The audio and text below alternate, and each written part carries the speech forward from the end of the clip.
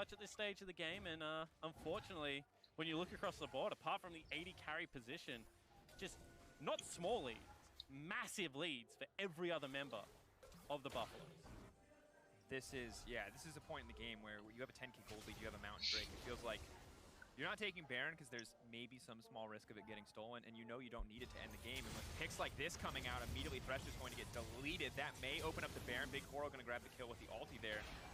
However, this is kind of the fear of playing against a team with this kind of lead, is that getting into your own jungle and placing any kind of vision could just be a death sentence. Well, you kind of have to follow the step-by-step process, right? You have to be able to push out a lane, unfortunately teleport down, so Mimic can't go bottom and try and generate any pressure there.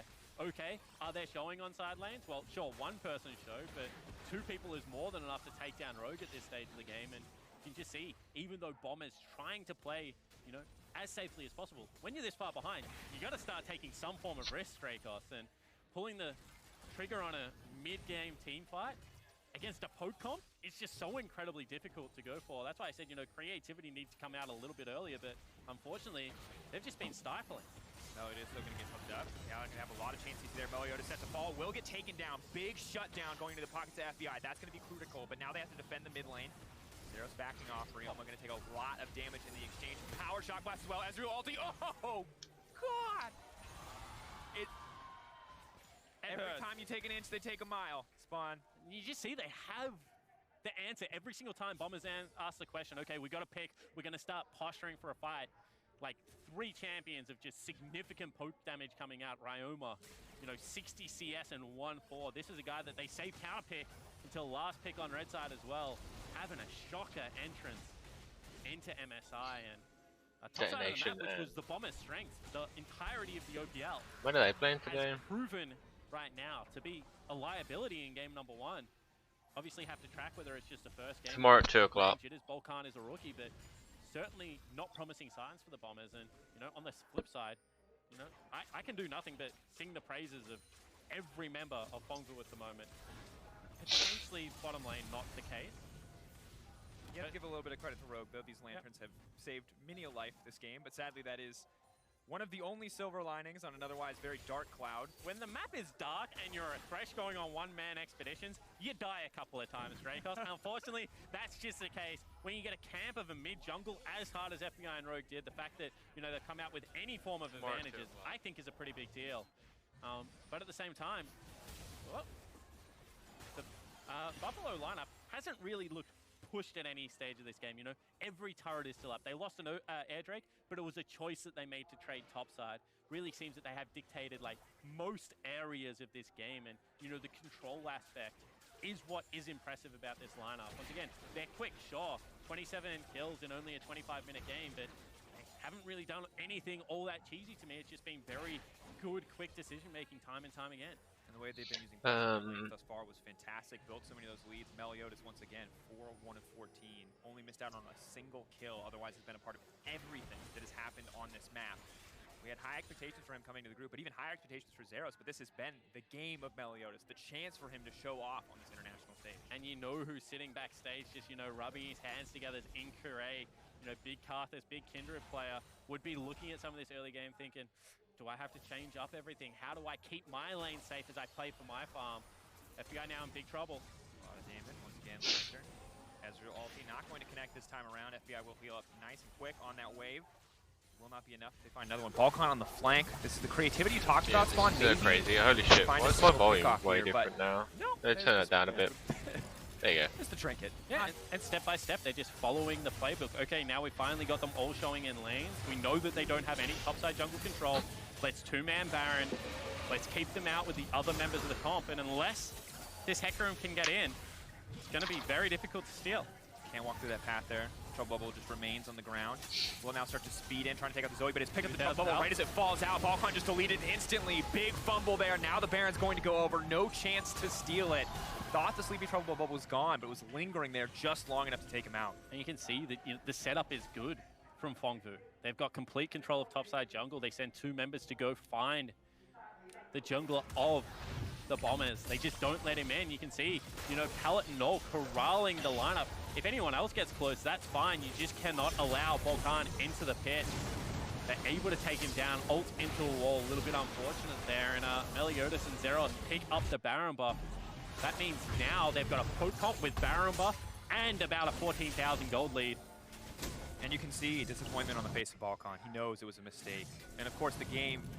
God, the whole game's a mistake, what the hell? Lost, but you shouldn't be disappointed at this stage. You should be disappointed about what happened 15 minutes ago. Now even Mimic, the tankiest member, starting to really feel the poke coming out of Null. 20 stacks on that Magi's. Imagine starting MSI 2019 with a 25 stack, unkillable Zoe performance where you just had full access to the river. You're able to rotate everywhere in this game if you're the Buffalo's mid laner. And a lot of teams are going to have to reevaluate their read on the Funku Buffaloes.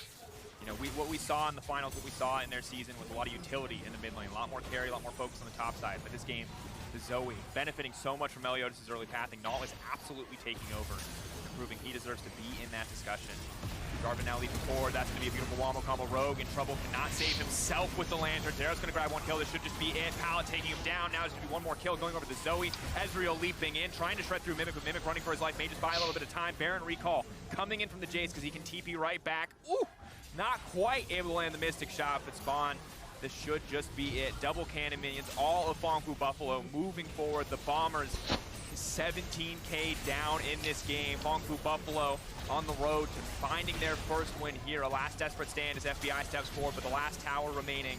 They may just focus the champions if they want to go even harder and taking down the Bombers, but the Nexus now set to fall, and Funku Buffalo going to make an incredibly strong statement in their first win. Unfortunate. And they did it, playing very exciting League of Legends Dracos. That's what I like about this lineup.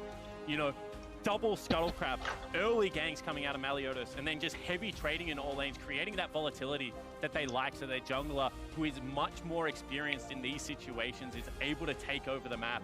You can see Balkan, he kind of doesn't know what hit him.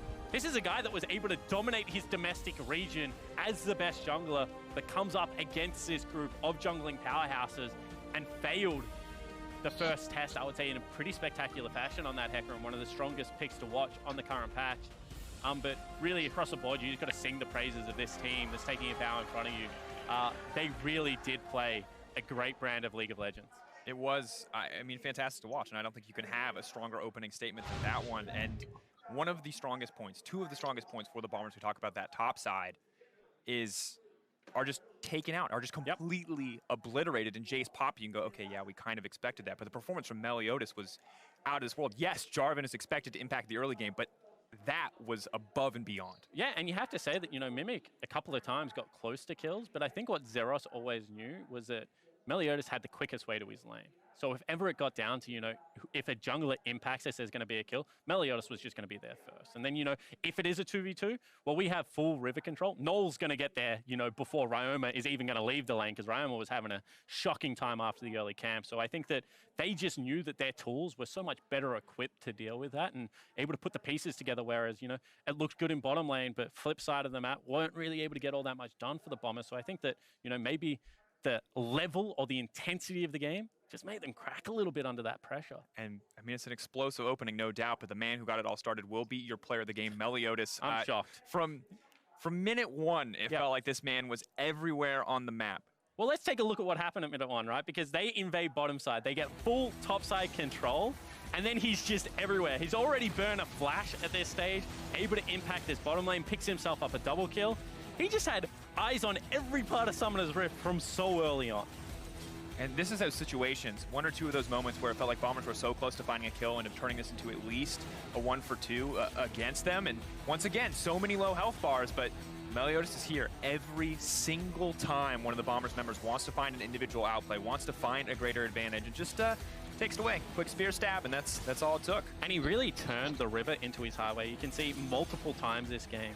You know, he's just able to take the shortest route towards the gank, whereas Bombers players aren't allowed that luxury. And the fact that he was able to escort a Zoe with him as well as against a Syndra just makes the performance, to me, even more impressive, because Zoe is someone that we're very used to just staying at home. And I guess the gold graph kind of tells the story of this game. Bombers tried to throw some punches back, but got really punch drunk and tired out very early into this game, and it kind of exploded.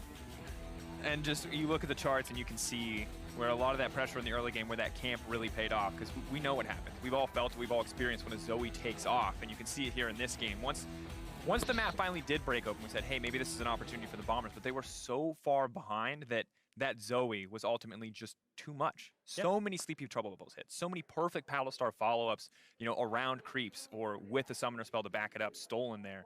And a stunning performance from both Null and Meliodas. Yeah, and I completely agree that the top side of the map was really dominated, but I do think that the Bombers will take something away from this. They will say, you know what, maybe we have to kind of flip our style. We're going into a group that does have such dominant top sides in the map. You know, they're going to run into Karay and Ruin as well. They're going to run it to Oddie and Sayer at some point. Maybe they do need to play a little bit more around FBI and Rogue. It's something that they did not do domestically, but those two players did show that they can stand up on this international stage. Yeah, based on the first game, at least, we saw a very strong Varus performance, and it was the single strong point on the map, and was very close to finding those greater advantages, but it does feel like something has to change for the Bombers, and for Fongfu Buffalo, we just have to change anything. Yeah, we just have to see if anyone can actually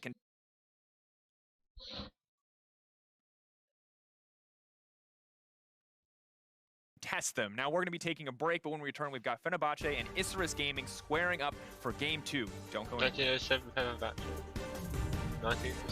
Meliodas, one more fat auto on the cadence plus the red buff. There's going to be First Blood. Wants to get it back, though. FBI getting turned on. The CC layering is perfect. The double flashes out. There's the Lantern. They're going to be able to walk away. Ezreal ulti ticking. The burn from Pallet, the follow-up. Now the fight's going to get extended. Mimic looking to get it kicked off. Pallet flashing for the taunt. Now it's the time for Balkan to try and turn, but the stats are just too much for him. Realm are going to take a lot of damage in the exchange. Power shot blast as well. Ezreal ulti. Oh! God! That's gonna be a beautiful wall. Look at Browser. Not save himself with the Lantern. Zero's gonna grab one kill. This should just be it.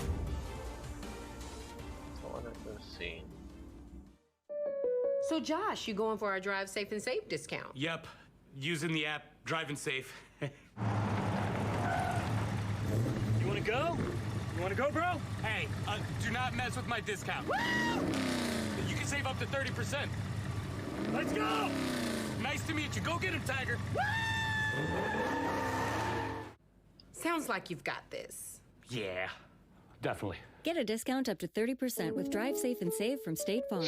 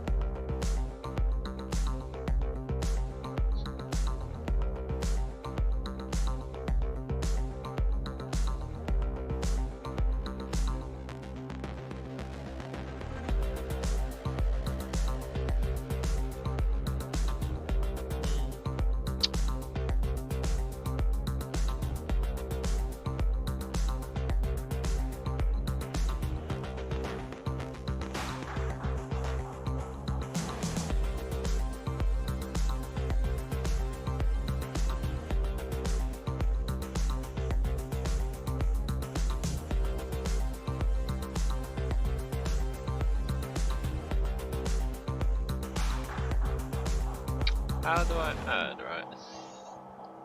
Display capture.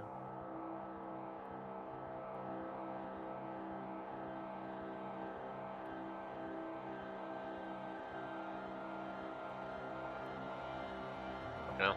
There's a lot of shit right there.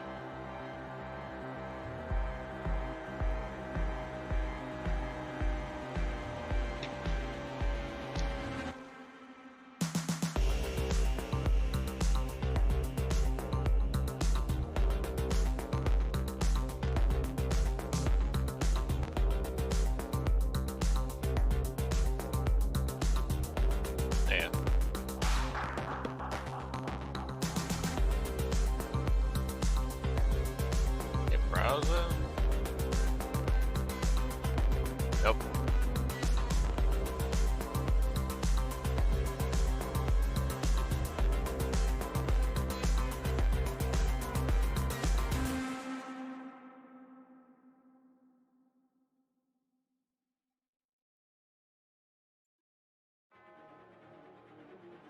Put that there. Put that there.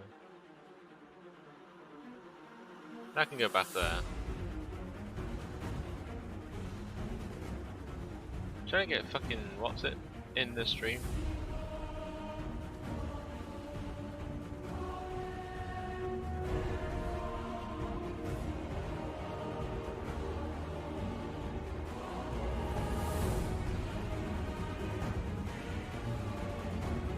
Okay.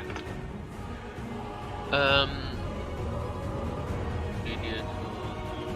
Probably a media source.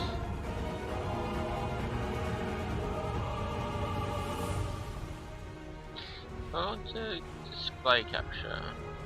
Okay. No.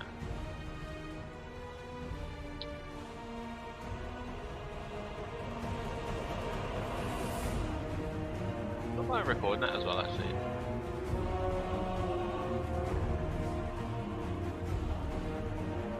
An 80p, yeah. 250 FPS. Hmm. Wonder what that is.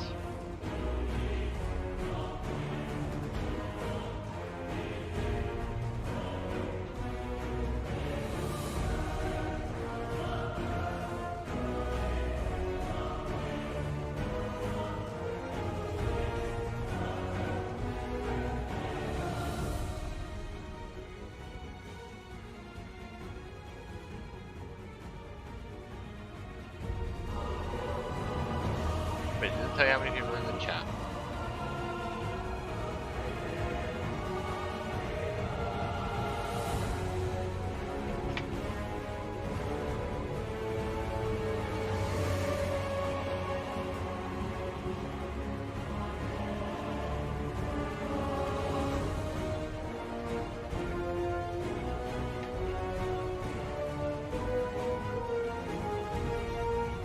How the fuck do I oh, I'm so triggered out. Let's do this shit. Let's go capture. Yeah, capture. No capture.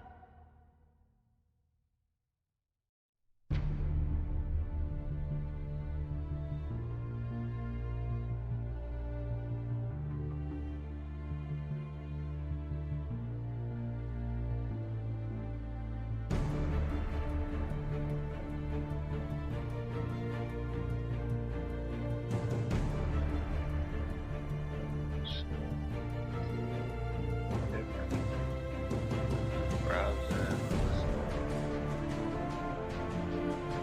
The hell no.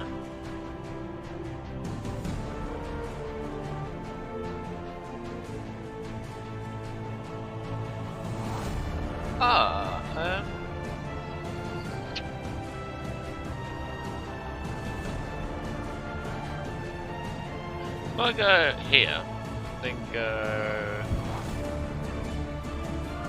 Where is stream elements?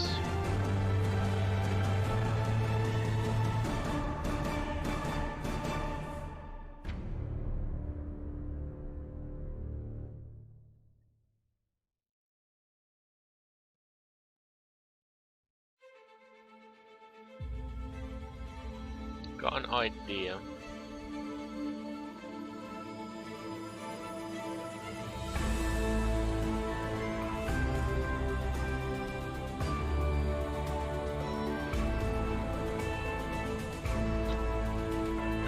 Then go media.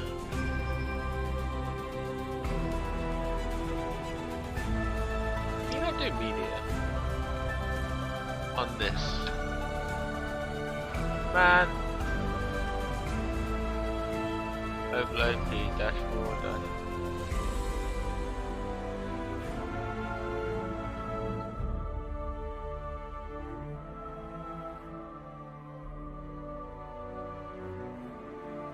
That's kind of shite.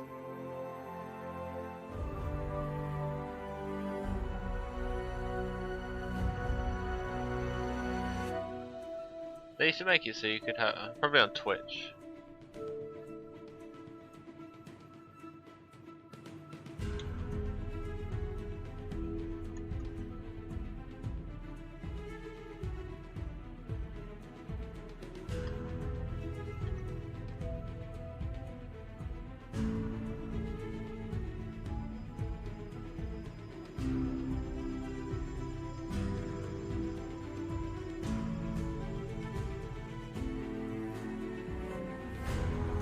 Aww. It's kind of annoying. I don't have a Facebook.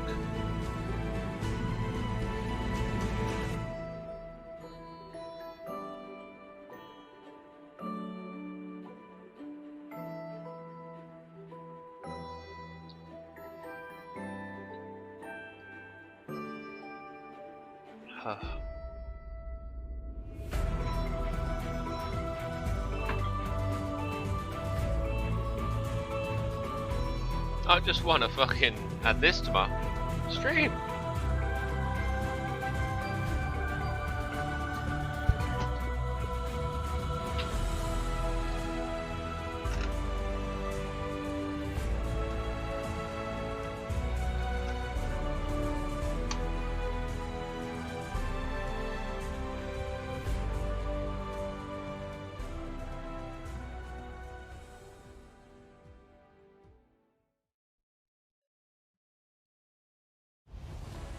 Media source image,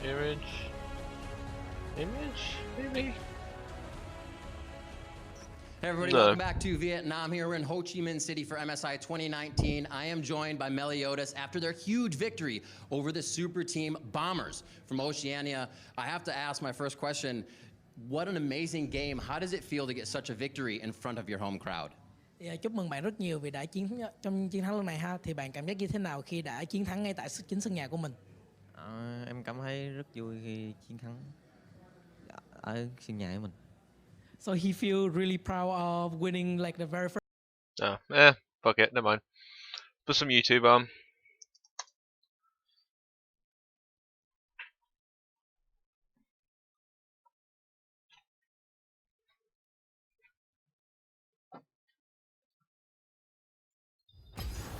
$11 man, I haven't even had a game yet. That's right. Solo. Jungle or support? I'll play a support game first just to...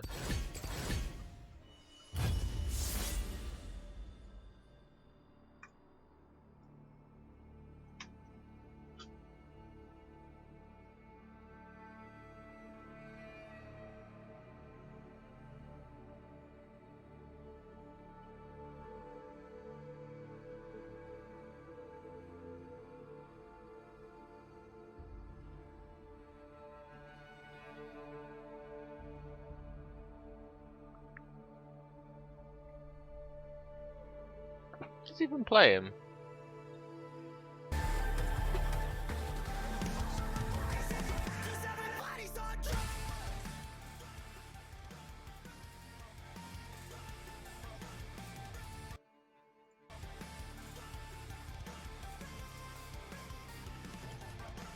Kill yourself! Stop there, sit to me! I'm already dead! God is real!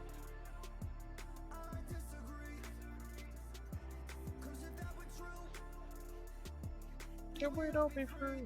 You'll be free.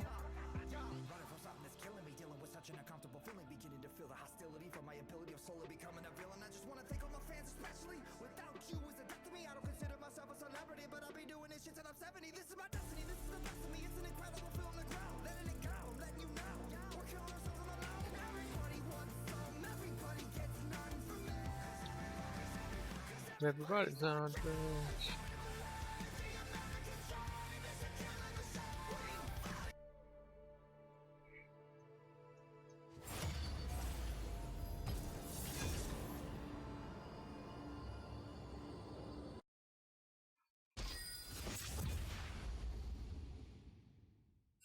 Okay, this is so weird today.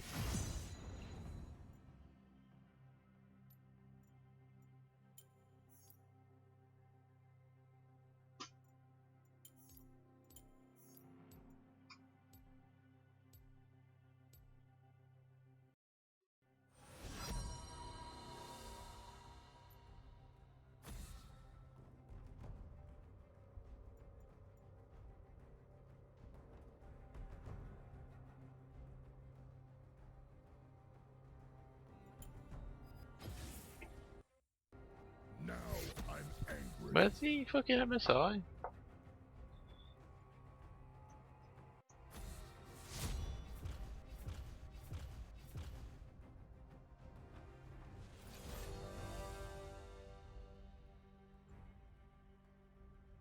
It's like Spanish.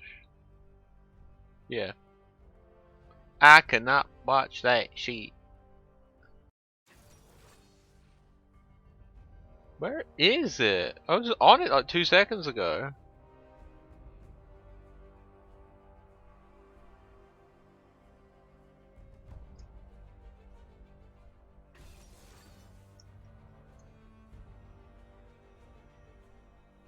It's not even good. What the fuck?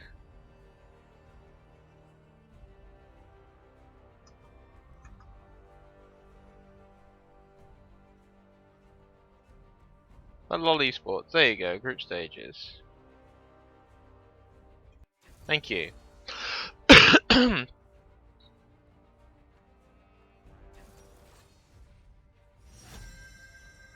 What we against? Oh, they banned Nautilus.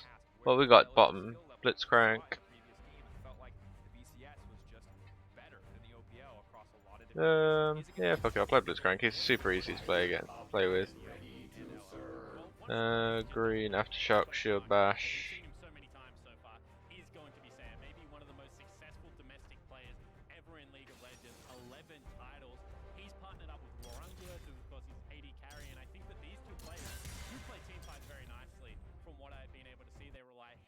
They've changed the boots to 12 minutes, haven't they? So probably Stopwatch, Time Warp Tonic. Yeah, it's good Time Warp Tonic. I like that. So it gives you.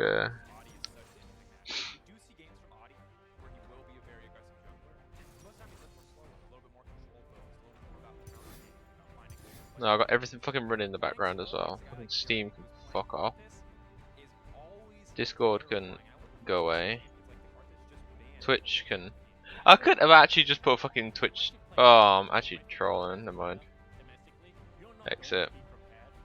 Should be better. Kaiser Lux. Rammus has been played loads as well. Well, that probably is going to end up in a 1-for-1 trade as well. So I think that get rid of that, force him onto the Kindred. That's his second most, that's his most played, but probably second deadliest champion in my opinion. And I think that maybe Corey is someone that if you are feeling adventurous, you can actually look to maybe even throw 2 bans at.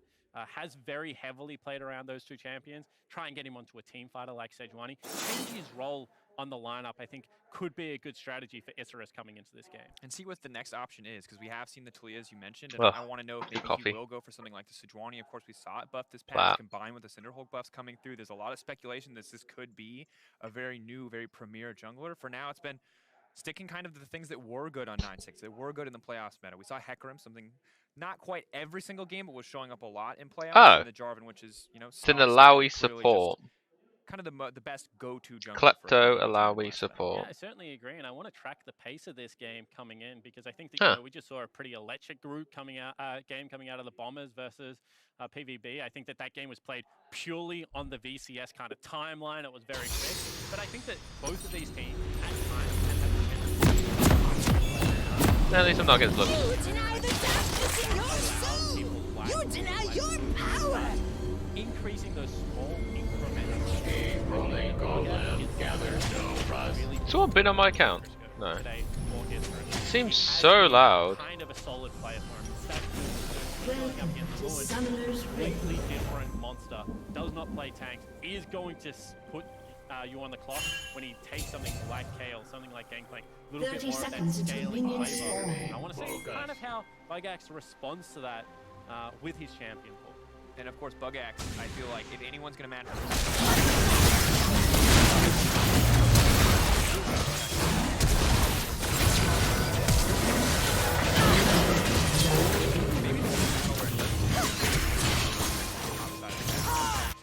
An ally has been slain. I feel like when we look at the teams, that Fenerbahce, the team Minions have spawned. The thing is they have blue sides, so if they're not getting that priority, they won't get the luxury of last pick counter. And I think it's also important to kind of set the stage of what Fenerbahce are hoping to achieve at this MSI as well. You saw it in the opener. They want to make the group stages. This is a team that is coming out of very proud regions in the Turkish League of Legends, getting better and better. And the fact that together in the same group, it makes this group of death playing. They know now what the tempo has been set. So I think absolutely.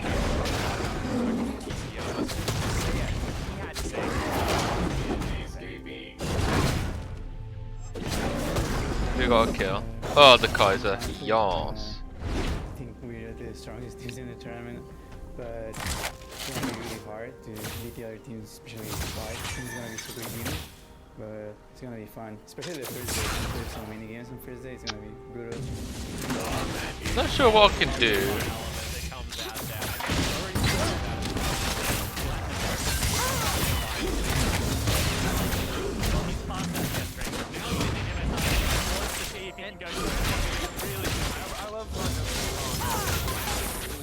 Kaiser's level 2.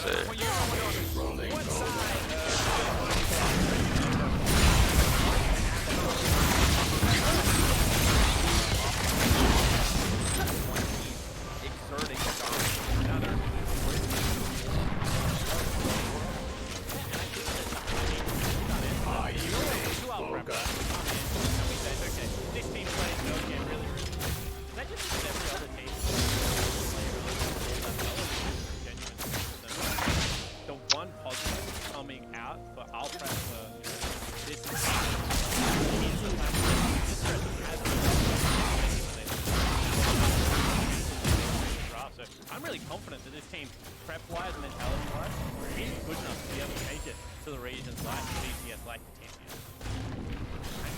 I want to see what's going to unfold. I'm curious once again. I think jungle is just going to remain the biggest discussion in this match because of how the meta has been. We've really seen the meta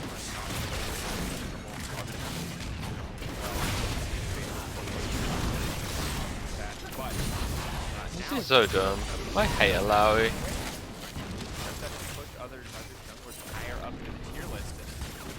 I think that right now the team with the stronger jungler and the stronger read on the meta might be able to. Why is there so many fucking tentacles spawning? Fuck off. I was talking to Azale about this a lot. Saying, with Red Buff, level 2, level 3, 28, 16. Has very good scuttle control. And the thing is if you're just running a fat front line into Kindred, her ultimate becomes very potent if you're able to get ahead in the game. And she is a genuine tank shredder with the Devourer build as well. So I just think that this is not too far behind. Does have genuine merit, especially when you play it to such the standard as what Foray is able to do. Now that probably does mean Balloon is going to be forced to do a bit more into utility. Lysandra unfortunately has been very heavily nerfed. So have to see how they balance the rest of their competition to be able to allow Foray to be that carry, because we haven't seen them play on this patch. And so often that's why we don't see carry junglers coming out, is because it is just difficult to draft combinations around them. Very often.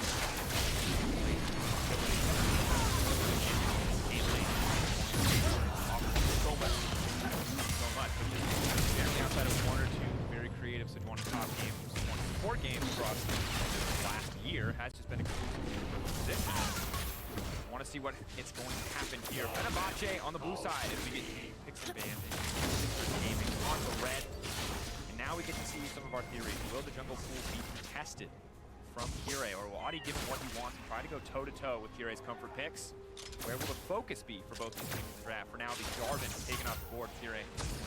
And the last thing I'll say kind of about that more supportive style that can come out of mid lane, I do want to watch it. Saya goes towards the I thought that they played that combo really, really nicely during their playoffs, and it does unlock Adi to be a lot more aggressive. This guy had a 20-minute Warrior Trinity Force Hecarim game where he was running over the opposition teams, and if you are able to get that utility out of the mid lane, can prove great advantage in the game. And Spawn is also very, very good against Kindred on the offhand. He's forced to do the ultimate. Game just double bomb right on top of it. Success, but the Rise now being taken away from the movement. No surprise there, just generally a very strong game from the meta and more incredibly strong to handle. Karthus now banned out, so Jerry will be limited in the pool, but a lot of attention to jungle. That's 3 jungle bans already out of the 4 we have so far. And it makes a lot of sense. I mean, the reason we're talking about junglers is because there's some damn good junglers coming into that. These teams know that the junglers are also very good. Then you throw in the mix of someone like Correa that doesn't play standard junglers, you know, he's playing things like the Karthus we keep mentioning, changes once again how you have to be able to approach this prep. Very interesting that back-to-back games, we've seen Akali taken away very early in the pick ban stage. This is a champion that I'm a big fan of, Dracos, and unfortunately not going to be able to see it play. Tattooed on your arm, you love it so much, Spawn. I've seen you play it every single game you get the chance, and now we have to see if Hades wants to live up to his favorite champion. Of course, Yasuo abandoned nearly every single game in Fenerbahce's final. We're only 10 CS ahead. The priority picks from Kira limited. Will it now be picked up here? What is the third champion going to be? The Talia. I think he prioritized in the past. Of course, not nearly as strong as it has been historically.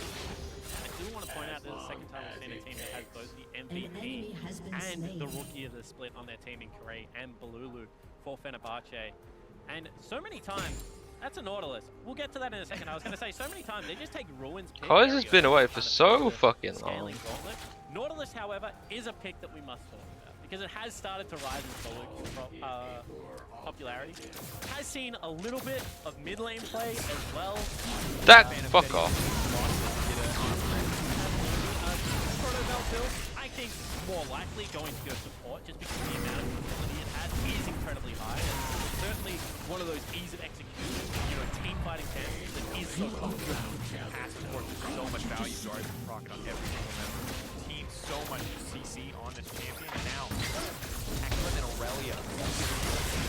Spawn. Very strong flex. Flex by these teams. Aurelia not a champion that Say has gotten his hands on, whereas on the opposite side, not a champion that we've really seen from this Israel gaming lineup. This is something that certainly is one of the Heckler and Gojo can be popular around the boss.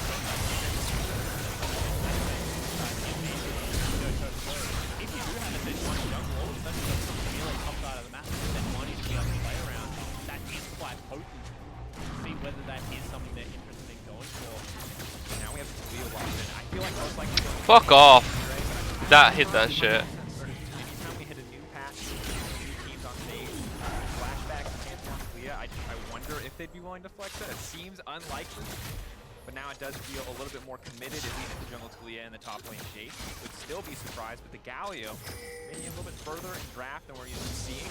We'll go over to the hands. Maybe isn't, you know, still a flex Jace coming out because you can of course throw that Nautilus down into position.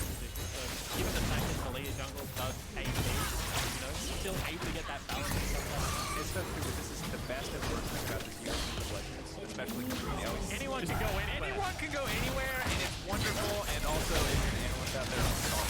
But maybe talking about what they do a little bit more. A lot of early game power. Talia does fly around the map very, very quickly. And of course, we always talk about Ben's early game power. Yeah.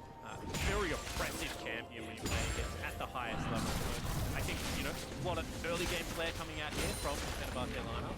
At the same time, at SRS Gaming, they certainly have team fight tools, very good dive composition coming out, but it takes a couple of items for, you know, most of these champions to come on board. You at least want Trinity Force on Aurelia before you start really looking for those skirmishes. And see if the Hecarim is going to go into the jungle. What build will it be? Would it be the Warrior or will it be the Cinder Bolt? We'll have to find out. Of course, now we see a lot of bot lane focus from Isserus Gaming and Morgana and the Alistar taken away. On the opposite side, the Lucian. Will it be another 80 carry band? Limit some of the more aggressive picks the War Angelus can play. Of course, not necessarily known for his early game, but with a decent amount of respect, he is a fantastic team fighter here. And pretty interesting that they've gone with Alistar, given the fact that I think, you know, maybe a lock for that bottom lane position. In saying that, I like Morgana is a flex pick. They can take it towards the mid lane. Is very oppressive. Bind into flick is just instant death at the moment. Too much damage coming out of Morgana Talia. So I think that apart from the Alistar ban, everything else right now is making a lot of sense. And the Varus now picked up, so it looks like Isra is now set up to have at least some priority over the bot side of the map. This is the threat of all in from the Galio at all early levels is going to make it much easier for Varus to solo push that wave. I was really impressed by Warangulus explosion. Baron is playing on the game. Very high damage carry that is quite dangerous. Has so much attachment skill built into his kit. So also plays Calm Him, obviously going to be on the Galio, but he's a very good protector. That is going to be mid lane Nautilus. Nautilus. I think we'll say, let's say mid lane. We'll see. We'll have a little bit of time. We have the scaling now in the hands of Hades, and of course the Braum as well, an incredibly powerful support, something to match the Galio. But I like that you bring in Barn. This is a champion where late game it feels like it's more an insane Barn play. So much damage. High burst. Now we see Aurelia going to mid lane, Hecarim going to the top lane. 20. Most likely set to go to the jungle. All right. Yeah, I like that because as soon as the Nautilus was locked in, you're like, okay, if he goes any form of AP, he's not going to be that tanky early on in the game, right?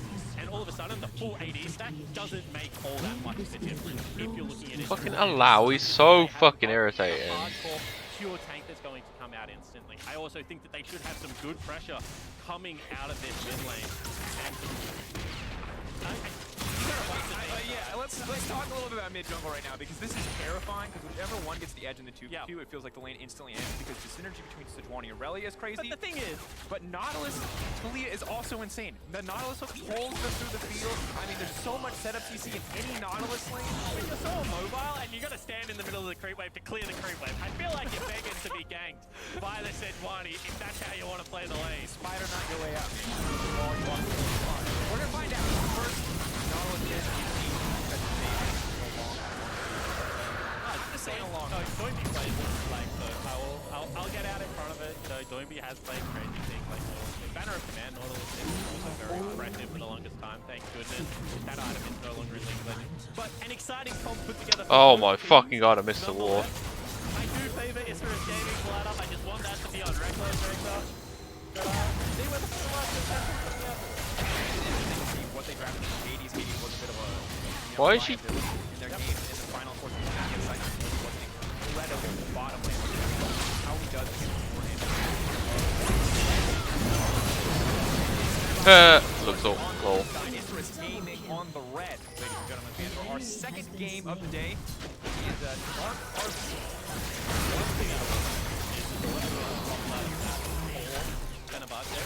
He's terrifying. You do not want to contest that top side of that. You've got Nautilus, probably maybe spam E. You got the damage that comes out of both Ruin and Parade. I like it. Just slow it down, play a little bit passive, and I think that if Isurus have this way, this is going to be an incredibly standard, slow game that they can play with that 1-3-1 threat. And a certain degree of predictability coming in from about you. Nautilus, especially different, but Kire sticking to the expected champion. The second or banned, he goes to the third. You know, his fourth game on Talia this year. Maybe that will count against them, but I'm just after last game, I feel like I don't want to have any deep discussions, because I'm concerned someone will die at any moment. And I think this is like real strange, right? Because they got a Galio heading up here as well. They're obviously convinced an invade is coming.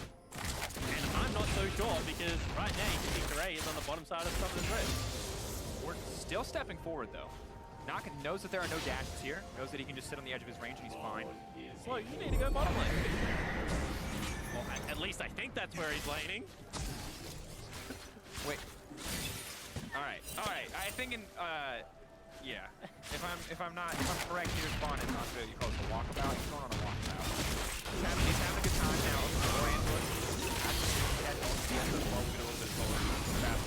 But this was like a big sacrifice. And Seiya getting absolutely smacked in the level 1 trade here by the Nautilus. Of course, the Nautilus is so incredibly strong. It's a damage steroid. It's a massive shield. It takes so much in exchange, but not something that I'm used to seeing.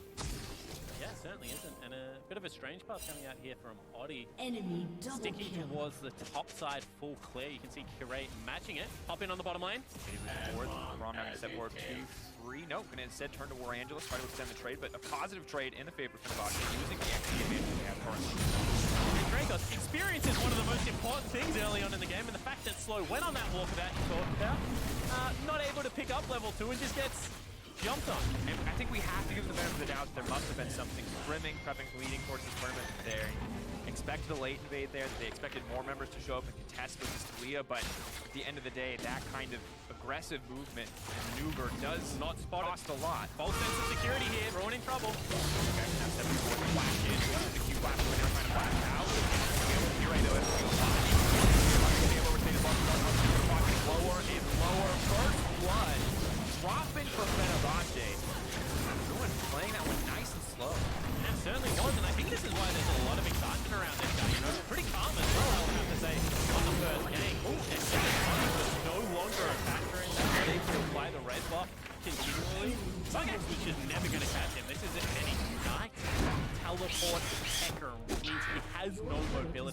let's check out how this starts, right? Good flash to kick it off, however, no instant proc of the stun. And you can see that Ruin just able to kite them out, plays it nice and slow, and able to pick up the kill for himself. And just the amount of damage between these two champions right now is so incredibly high. And when you look at this team, we talked about Kira already, we have to talk about Ruin as well, because these guys are the double threat that carried this team through the playoffs. And Bugax goes in to proc the Conqueror, but Ruin just doing so much damage to the rotation. And whilst Bugax got a couple of cheeky ones in on the back end of that trade, still certainly a negative trade. And when you're against a Jake that has full control of the minion wave like he's always winning, he's going to be able to lifesteal up. And then you're just sitting underneath the turret as Bugax, like a sitting duck, legitimately just waiting to be done. And you can see that mid lane right now, Fenerbahce have complete control of that lane as well. So it just gets scarier and scarier. He's able to go this deep into the enemy jungle, and you're getting shoved in, waves killing you time and time again. It just is terrifying to play. He smells blood in the water. This man is not afraid to go for the play. Does not connect to the side. Nothing's going to come through, but already putting down so much pressure. And Audi wants to move up, but there's a mid laner there too, and it just feels like with the amount of pressure that are exerting on the map, Fenerbahce are at a constant man advantage. And that is just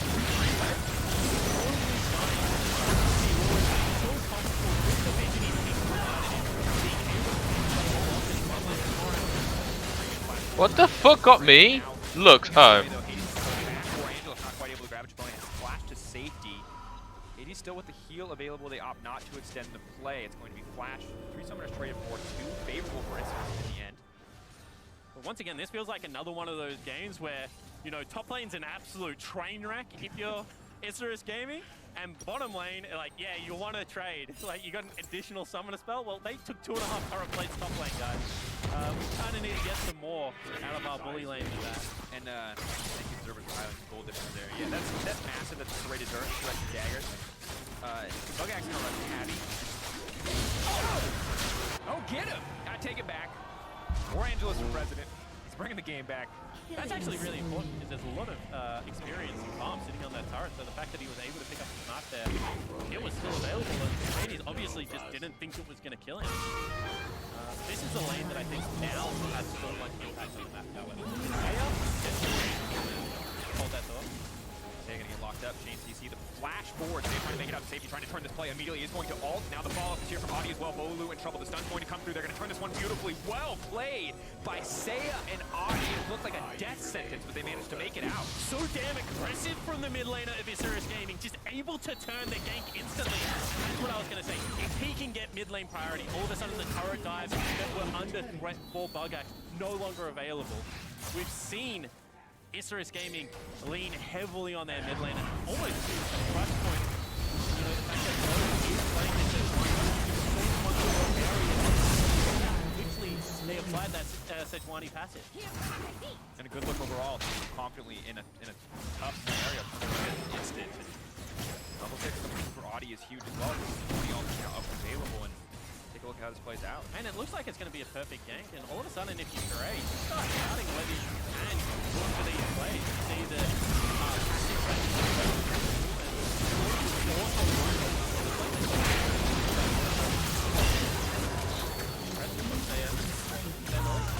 and with that team, you want to keep everything kind of at arm's length, and when you're not able to land that combo, you aren't able to land multiple threaded volleys, you can't get anything. You go from Bolu, very comfortable, very confident in this lane, but now really with the team able to match some of that push pressure, and Seiya and Audi starting to come online. It's a good sign. Top lane must be very scared. Bugax is going to be in trouble here. Knockback can come out. Kira is right there. Not getting a lot of options. Going to dash to safety. Wants to make it out. Wall coming in.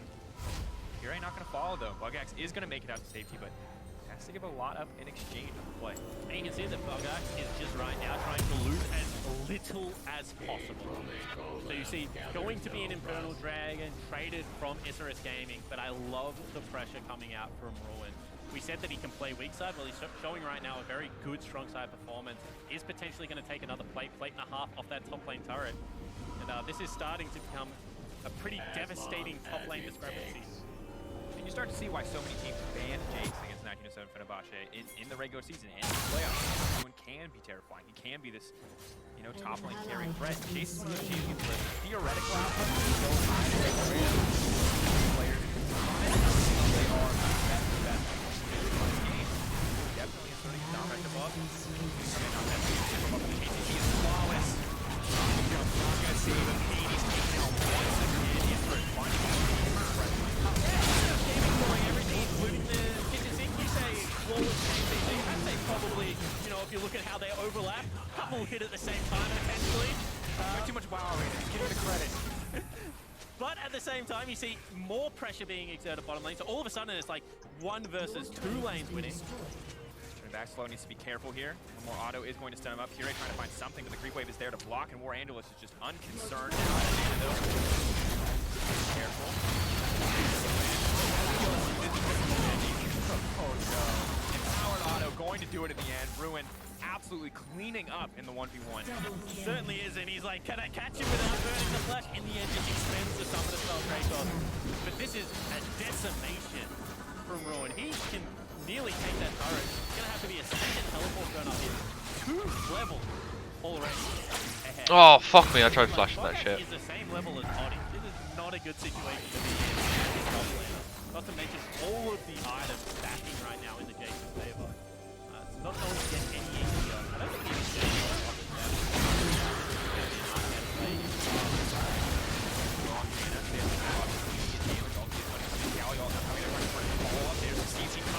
Seiya gonna grab the kill instantly. Oh, it's a little bit too rough there. Felt very comfortable in the aftershock with a second it fell off. He's got those. And he's playing heavily in one team. Hold that thought because Bugger thinks he can get a play. Okay, we got Baron, then this is what we did. Not back. Oh no. I don't even know because he's gonna try to use it. Unstoppable. Ruin gonna swarm flop here in a second. The sidestep, not enough. Ruin now on a killing spree. And this is brutal. Kaharon is not a champion that scales gracefully. This is a champion that when it is put down, it does so little. And Jace is not the kind of champion that gives you time to scale either. And at a certain point, you know, you stop losing gracefully as well. And this is starting to turn into a match. I mean, that's kind of inexcusable play from Bugger. He sees the TP come through into the mid lane. He should be able to count out the amount of time it's going to take. He should know that he can't get that play in. Instead, he gets really short.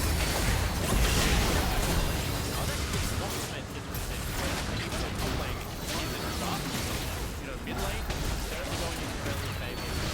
Bottom lane also starting to swing back pretty heavily, to be honest. So I think that that death there kind of is inexcusable. At a certain point, you have to kind of say, alright, I'm still tanking that room. I'm going to allow my team to fight the damage. I'm going to be a frontline. Just constantly dying over and over again. And an interesting point because top lane is so incredibly strong. It is above him. Domination from his base. Besides, everyone else in the line where top is being put into a dumpster, no doubt this man is being obliterated. The rest of the map is actually making very good plays. It's capitalizing on their advantages. 2 kills in the bot lane. The Nautilus has been taken out, and so while gold is probably going to be pretty even, Fenerbahce, all that gold is on the top side of the map. Everywhere else is spread so evenly for Isthras. So now it becomes down to execution, right? So if you're Fenerbahce, you're just like, let Ruin take every turret on the map. You know, we're going to take top lane turret eventually. He's going to swing bottom lane. They're going to swap because they're going to want to continue to have their strong point against the weak point. We just keep pushing down turret. Our split pusher is a person in such a commanding league. Same time if you're Isthras Gaming, this is where you start thinking, you know, where do we go? What objectives are coming up? Is there a great I mean, he has no chance of getting out of this. It's already done. As soon as he takes those, you know, 3 or 4 cheeky swings at the turret, he's going to fall down just because of the speed of Ruin and Karay and the consistent damage they're able to bring.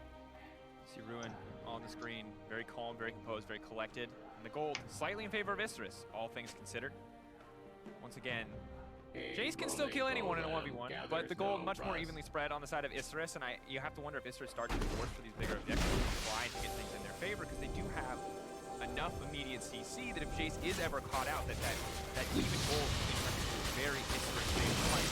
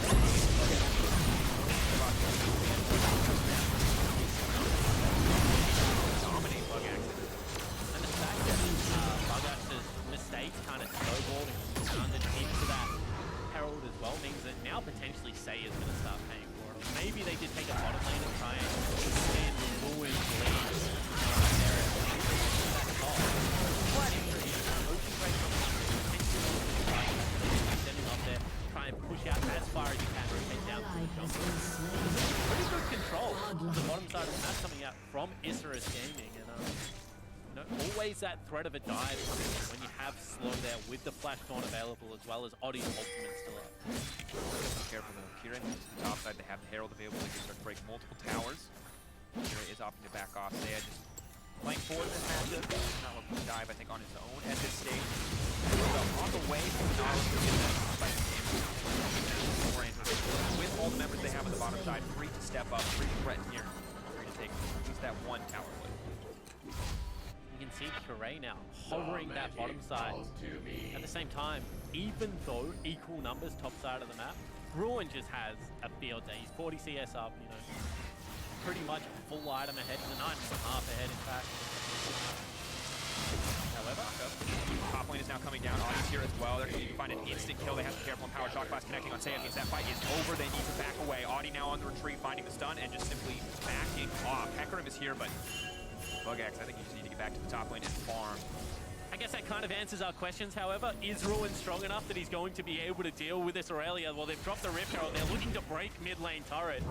And Ruin just exerting his will over Summoner's Rift right now. And just incredible to watch how strong this Jace has been. Now with the Herald, they're going to break mid lane tower before the tower lane is falling on. On his team to spread the advantage for the rest of the squad. Now they could move down to the ocean if they want to, but low mana bars. Isurus now seeing this potential opportunity to find something back in exchange. For now, though, the Herald has to be their focus.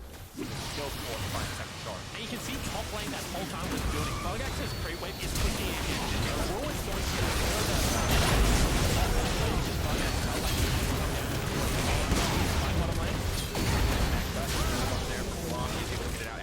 does come through. Kone now on the backside. Audie wants to step forward. It's barely going to land slow. Hero comes through. War Angelus sniping out another one. Wall coming in. Kiray on the way. Audie potentially in trouble though.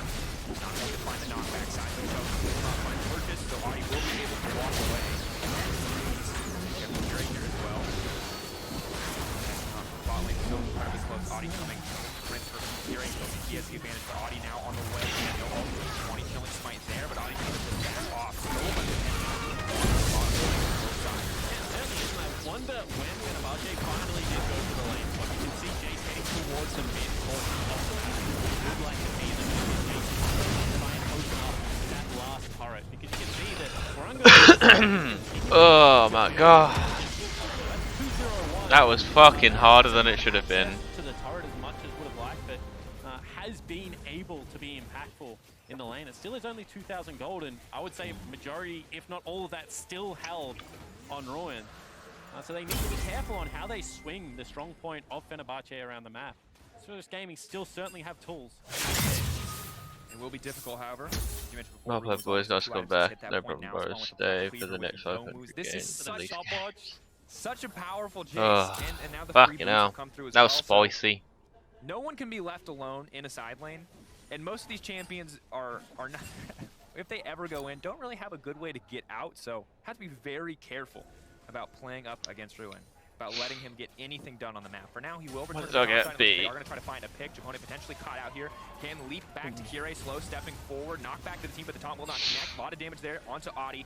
Passive has now fallen out. If Fenerbahce want to extend the trade, and Hades definitely does. Has to be careful though. Ulti comes out from Saya. Beautiful dodge to stop the engagement. 12 deaths. Fuck. Varus now in a tough spot. A lot of immediate damage forward. Oh, just deleted. So much damage coming from the AP Nautilus. Audie now in trouble. They're trying to turn it back. Saya has a lot of damage output, but not able to hit anything comfortably.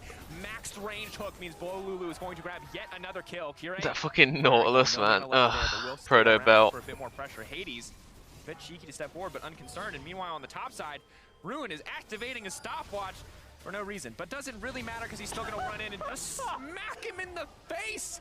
Oh, it's cyberbullying, Spawn. That is a disaster. That is a swag stopwatch. Takes the turret, takes the kill. Ruin is taken over, and even worse for Isurus Gaming, they just lost the 4v4 with their strong members.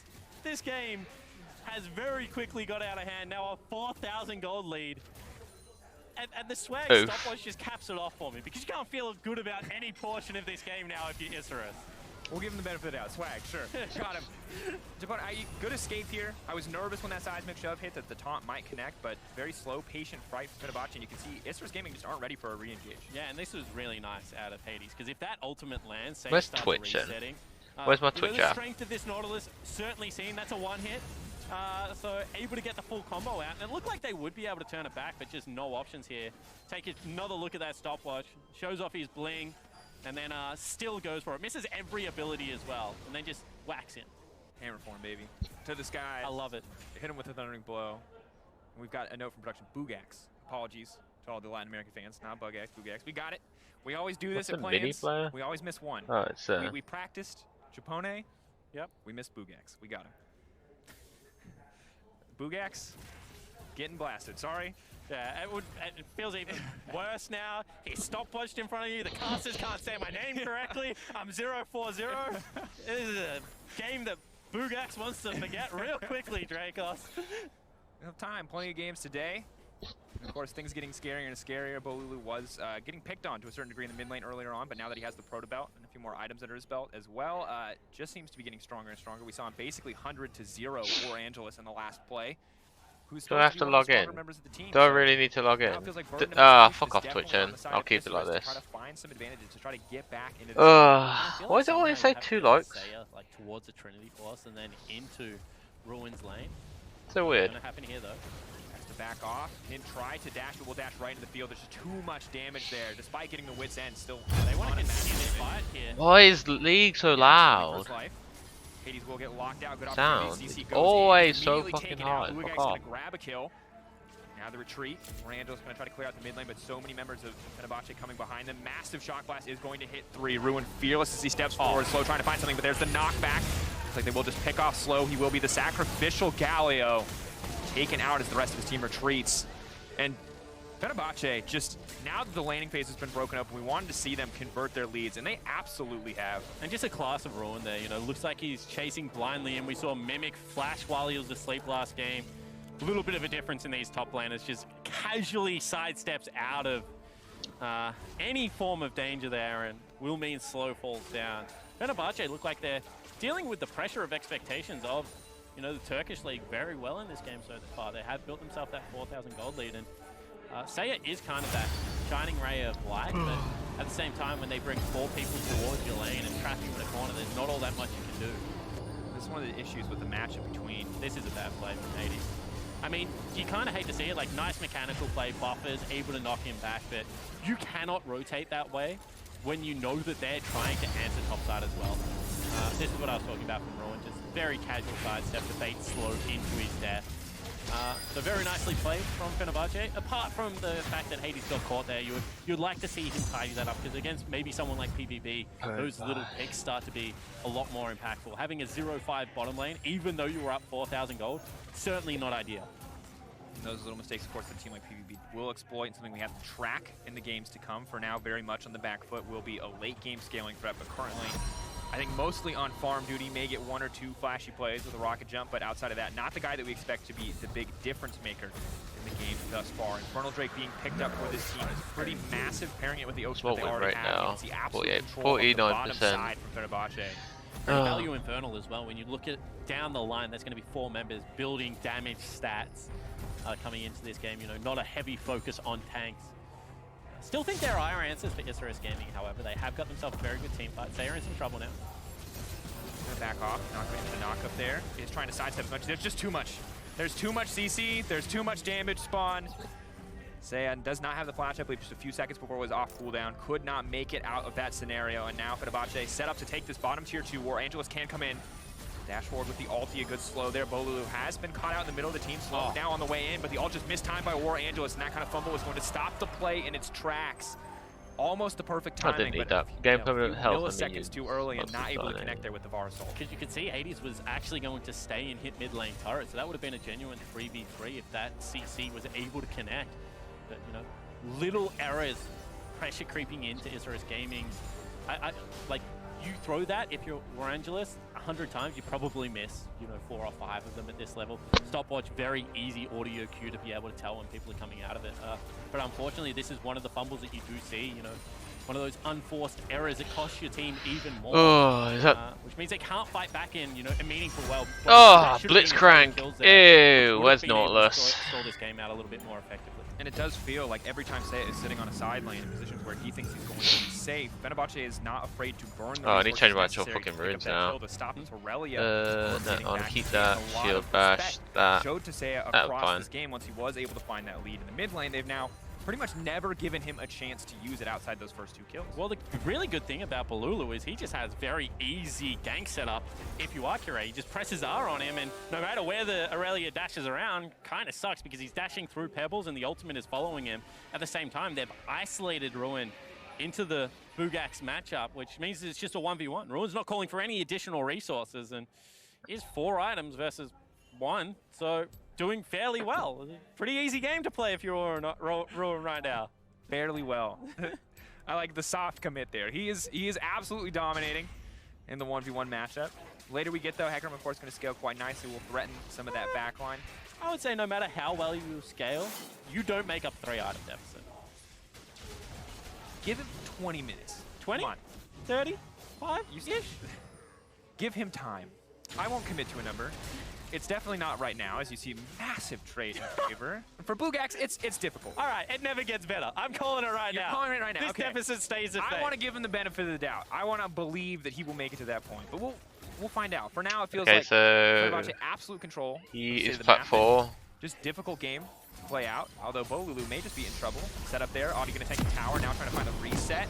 Seiya can wait on the ulti. Will get the timing right this time. No one forced error. Dash out. Audi though. He's going to make it out of safety as well, so just a very clean tower dive overall, but it opens up the bottom side of the map for Ruin to exploit, and he could just look for this inhibitor tower. Bugax has to be careful, he can't overcommit, just has to commit enough to force Ruin off the tower. And does play that balance very nicely there. Seiya has stuck around, however, now Curé looking for him. Difficult. I like that Audi dipped. He knows. They back away. That's a ton of respect.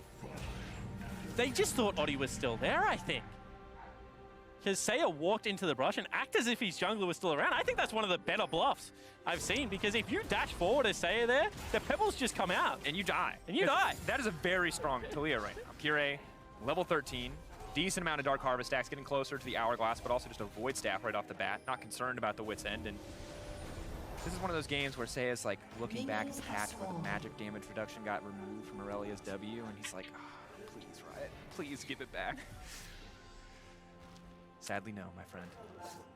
I think he needs a little bit more than that. I think that, once again, I really would like to see Seiya try and go for a pick onto Ruin, because I think he's currently the only person that does anywhere near enough damage to put him under serious threat. It's so hard though, because it's hard enough to find the resets, the stun. There's a QSS there already. You have to, you just have to outplay it mechanically, and that's a huge burden where you know that if you do fumble and if you do lose that 1v1, you're putting yourself even further behind. Well, they've got Audi as well as Bugax to be able to help out in this situation. I just think that, you know, Ruin has gone top lane so many times that would have been able to be matched without threat of Baron picked up. You know, it's very hard when he's pushing the bottom lane inhibitor, but I think that you can try and sacrifice, you know, potentially the Infernal Dragon to look for that position. Unless they shut him down, unless they really do slow down this snowball, which has been going since the start of this game, I think it just becomes very difficult execution to be able to take out the later this game goes. Ruin in the mid lane, covering above the Interest Gaming lineup, forcing them to kind of pull back into their own jungle for safety. Infernal will be set in the sights of Fenerbahce. So this is a problem, right? If you don't go for that play whilst in the top lane, he just rotates down, no threat at all, and is able to get the Infernal, and not really all that much Gisaurus Gaming can gain in response. Half creep wave cost, Bugax is already going to go back to base, so you know, understand that it is certainly a burden to put on your team, like trying to shut down a Fed member, but if you don't go for it, you're kind of restricting your own options. When you are this far behind, you have to take some risks. Because now we're at the point where the global gold and sheer weight of objectives is starting to bring Hades back. It was an 0-3-0 Tristana, who now has a 200 gold bounty for the sheer amount of resources that have pumped into them relative to the rest of the team. And you know, on the way to 3 items, a huge break point for the champion. He went from having that strength to no longer having it. Fumble on the ulti, and now the immediate turn. Seiya gonna try to turn it back. That's the double stun. Galio ulti coming in. A lot of damage goes down. Audio immediately deleted. That's gonna be 3 hit by the Aurelia ulti, but Seiya, it is not enough. Has to go through Pebbles. Cannot get any damage down. Hades now trying to take off. Backing off from War Angelus, giving him that bit of respect. Bolu does so much immediate damage. Flash forward. Taunt still going to connect over. War Angelus, clean movement from this fight. Can't try to turn it. Kire is going to get taken out. Oh, no. Once again, just a fumble on the timing, but Slow is there to back him up. Meanwhile, Ruin is breaking the inhibitor line, but War Angelus trying to find 1, trying to find 2. So they will be able to turn it back around slightly, but as you mentioned, damage done. Ruin takes bottom lane inhibitor. Whilst all that is happening, you can see the impact that Kire is having in these team fights. She's creating so much zone that Seiya can not go anywhere near. If Oddie's ultimate doesn't hit Kire, it really does a lot to nullify Seiya's impact in this game. And that's just a situation where we do see War Angelus put in a situation to succeed where he can't come out on top in some of those skirmishes. Of course, at the end of the day, they still lose. They still lose that inhibitor. They were in, a position where they should have won the fight, but lucky that War Angelus is so comfortable in those high-pressure late game scenarios that they were able to claw something back from a situation that could have just turned into absolute disaster. Yeah, but once again, a small fumble coming from the AD carry of SRS Gaming. Would have liked to see him, nail that second Zhonya's timing, be able to pick up the kill a little bit more effortlessly. Slow had to grab that one. I believe it was a shutdown coming out and across. That would have been much needed gold going over to the Varus, who has got 3 items and is starting to scale into this game. But, without a Baron, without, a big team fight, does seem that Isserus are going to be struggling, and Ruin now grouping with his team, letting that inhibitor do his job for him. And now we get to judge Fenerbahce, how clean they close out with a lead like this. We've seen already what Fongu Buffalo can do. Now it's to test Fenerbahce. They have massive leads across many lanes. 6K lead, double Infernals rate. Can they close as cleanly as we saw Fongu Buffalo? It's not as dominant a lead, but this is a good indicator for everyone out there trying to gauge relative strength of the teams in these groups. See another invade coming in on this red buff. Ulti is going to connect. War Angelus now trying to find the follow-up. Kire still incredibly swishy, just immediately deleted. Now they're going to try to continue the fight. Seiya stepping forward, Ruin flashing over the wall. They won't commit for anything else, does not want to risk it.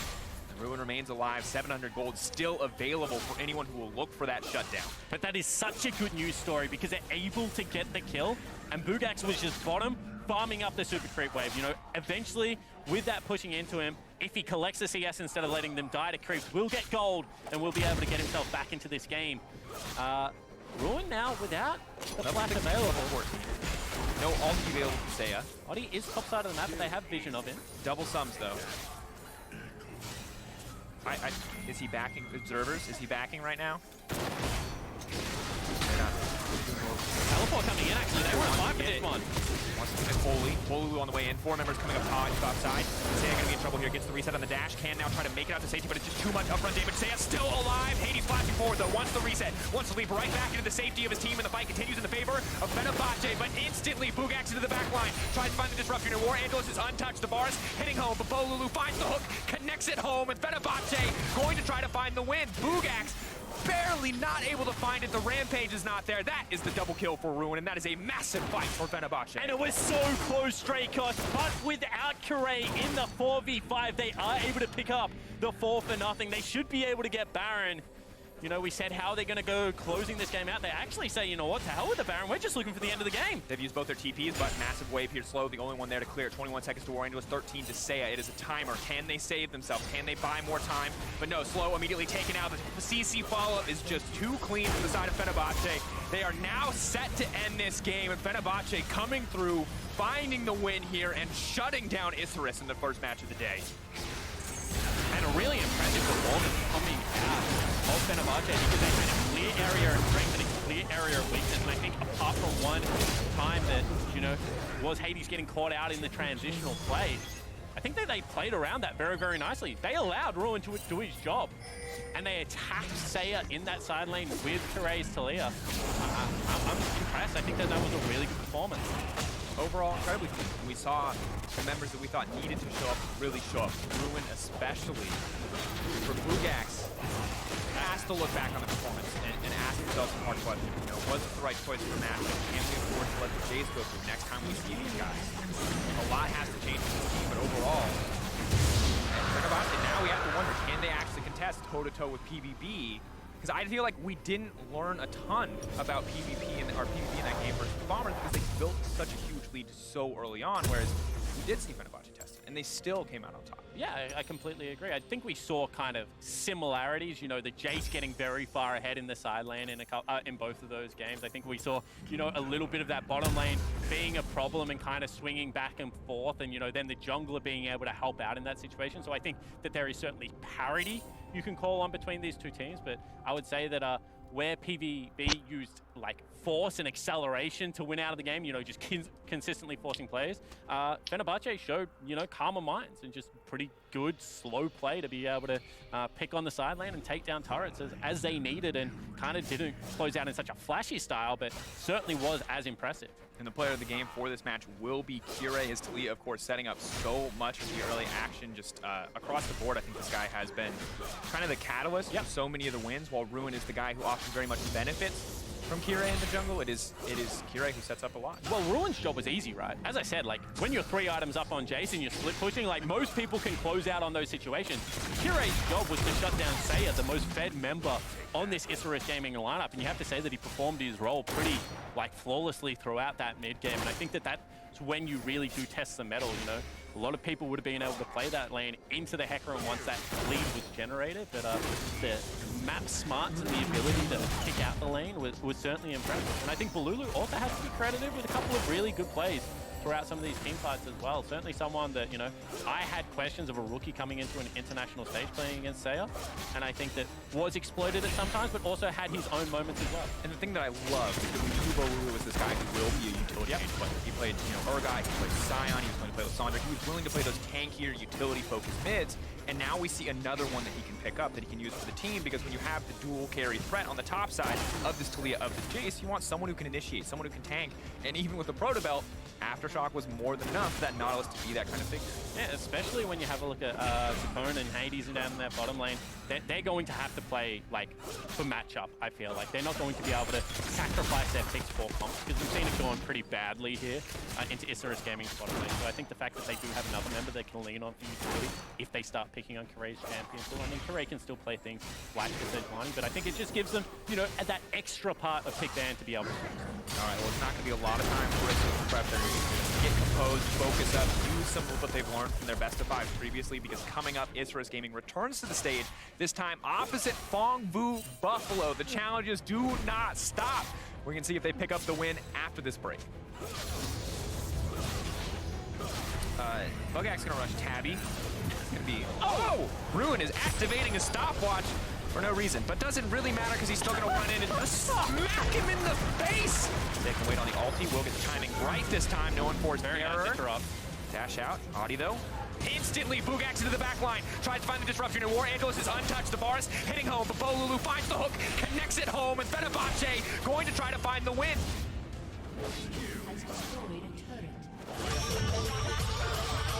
To change the world of gaming, you have to go beyond what's next. Break boundaries, make history, and force the universe to take notice. The world's most powerful and most upgradable gaming laptop with Intel Core processors. The Area 51M defines the future of gaming.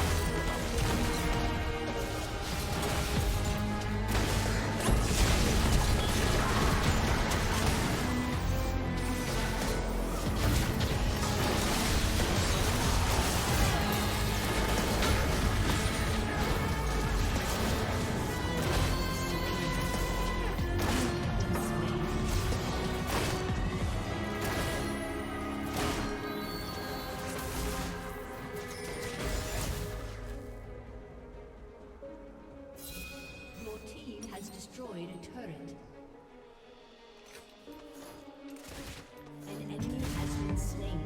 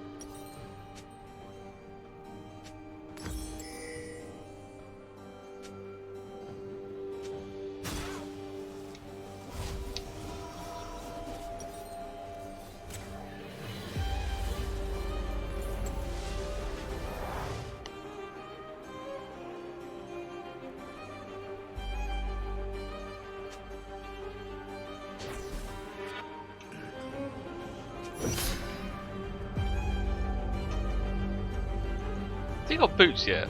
Not upgraded yet. It's fast as fuck.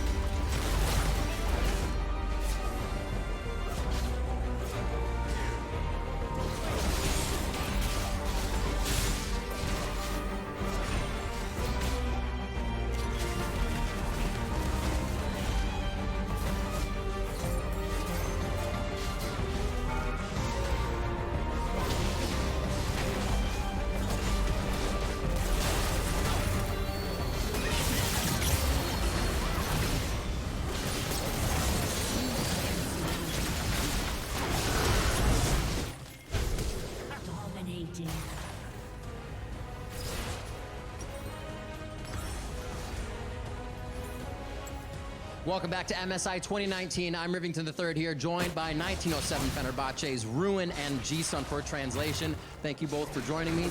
Congratulations on the first win for you guys coming into the tournament. You played amazing in the top lane, but I still have to ask, are you satisfied with that performance that you put on? 첫 승 정말 축하드립니다. 엄청난 승리를 가져가셨는데 탑에서도 정말 좋은 활약을 보여주셨고 본인 스스로도 경기력에 만족하시나요? 이제 보이는 경기 이제 보시는 입장에서는 이제 엄청 잘했다고 보실 것 같은데 솔직히 저는 이제 1대1 하면서 좀 제가 미스 플레이도 많았고 이제 뭐 제이스 QE 미스 이런 거 좀 한 두세 번 나가지고 잡을 수 있었던 거 못 잡았던 타이밍이 있었고 그래서 솔직히 완벽히 만족은 못 하겠고 그래도 뭐 나쁘지 않았던 것 같아요. 작품이 좀. For the viewers, I think it looked good, but for me, I think I missed so many QEs for several times and some of the kills that I could have picked up, so it wasn't really perfect, but I'm pretty satisfied. Well, we always hear the name Ruin doing so well, Ruin this, carrying the final game for you in Turkey, or for the team in Turkey. What style of play do you bring to the table? What is Ruin all about? 페네르 바체에 대해서 얘기하자면 모든 사람들이 다 루인 선수가 대신을 캐리했다, 루인 선수가 캐리했다 이런 평가가 굉장히 많은데 그럼 본인 스스로는 어떤 플레이 스타일을 좀 보여주고 싶으신가요? 어떤 선수인가요? 이제 작년에는 제가 이제 수비적인 그런 플레이를 많이 했었는데 이번 연도 오면서 이제 솔직히 제 자신으로 이제 자신감도 생기고 이제 캐리 챔프도 많이 시작하게 됐는데 이제 경기력도 괜찮게 나오는 것 같고 계속 캐리 스타일 같이 계속 갈 것 같아요. 그 스타일로. Previously, like last year, I think I was a very defensive player, but this year I gained more confidence. I'm getting to play more carry roles, so I think I'll keep going with the carry champions. It looks good. Keep going with carry champions. Final question for you. What do you and 1907 Fenerbahce hope to be able to show the fans here at MSI? 마지막으로 이번 MSI에서 루인 선수랑 페네르바체가 보여주고 싶은 그런 경기가 어떤 모습일까요? 이제 솔직히 이제 첫 경기 좀 정신없는 게임이었던 것 같아요. 이제 바텀 쪽에서도 이제 많이 죽고 이제 좀 그랬었는데 좀 이제 팀적으로 정말 잘하고 싶거든요. 이제 그래서 이제 팀적인 플레이 적으면으로써 이제 잘하는 팀이다 이렇게 인정받고 싶어요. So to be honest, there were a lot of things going on, a lot of kills are happening in the bot lane, so we just want to show somewhat more like a solid performance as a whole team. Awesome. Ruin, thank you so much. Jisan, thank you for translating. We have more games to go. Game 3 is coming up next. So let's head back to the cast. Thank you very much, Riv. I'm noticing a trend. One team wins handily. They're very critical of their own performance. That's the trend that we're seeing so far today. See, what I just saw there, as an impartial bystander, was a top laner pick his bottom lane up and just place them firmly under the bus and say, you know what I want? I want people to stop feeding and just allow me to do my job a little bit easier. I gotta say, Carry Ruin looking good for the team overall. Of course, welcome back to the MSI play-ins here in Ho Chi Minh City. We are gearing up for Game 3. It is Fongbu Buffalo versus Isurus Gaming. Now, Fongbu coming off a very dominant win. They had a game break. They got to watch the previous game. Yep. Isurus definitely in a tough spot right now. A lot of pressure on them to turn that around, facing one of the strongest teams in the group from what we saw in Game 1, and it feels like a lot of eyes are naturally going to be on Bugax after that very dominant performance from Ruin. Yeah, absolutely, and I think that this is where you have to see whether what I'll kind of guesstimate behind Isurus Gaming, you know, this battle-proven, hardened lineup that can bounce back, because if they can't already, their chances of making it out of this group do become dramatically decreased. Bugax in particular had a shocking first game. I mean, we just flashed his stats on the board, but even more than that, his pressure and presence on the map was almost non-existent until that final team fight, right? So you want to see him bounce back. He is one of the staple members of this lineup, and I think that, you know, a lot of eyes will now be on that top lane matchup. And they have to be, because we've also seen the impact that junglers can have. It was not somewhere that Audi really got the chance to go a lot that game, whereas on the other hand, Meliodas was literally everywhere. Look at that KDA, 9 perfect kill participation if you weren't here for Game 1. All you need to know is that this man single-handedly won every single lane for his team, or at least that's how it felt to me. Yeah, and I mean, as a jungler, your job is to open up the river on one half of the map to be able to escort people around and be able to, you know, play towards a win condition. Well, he opened up the entire map, and then he opened up the topside jungle as well. Then he helped out bottom lane, which was in a little bit of a sticky spot. He really was able to just patch up every leak in the boat and still play towards those strong areas. And as I said, the biggest thing that I like is that he did it with Null. He unlocked Null on the map to have a much better impact early on the game out of his Zoe than what you would otherwise expect possible. And I'm excited to see whether Meliodas and Null continue to group up and try and take down these duos in the mid lane. And already we see adjustment spawn coming in to Isurus' second game of the day.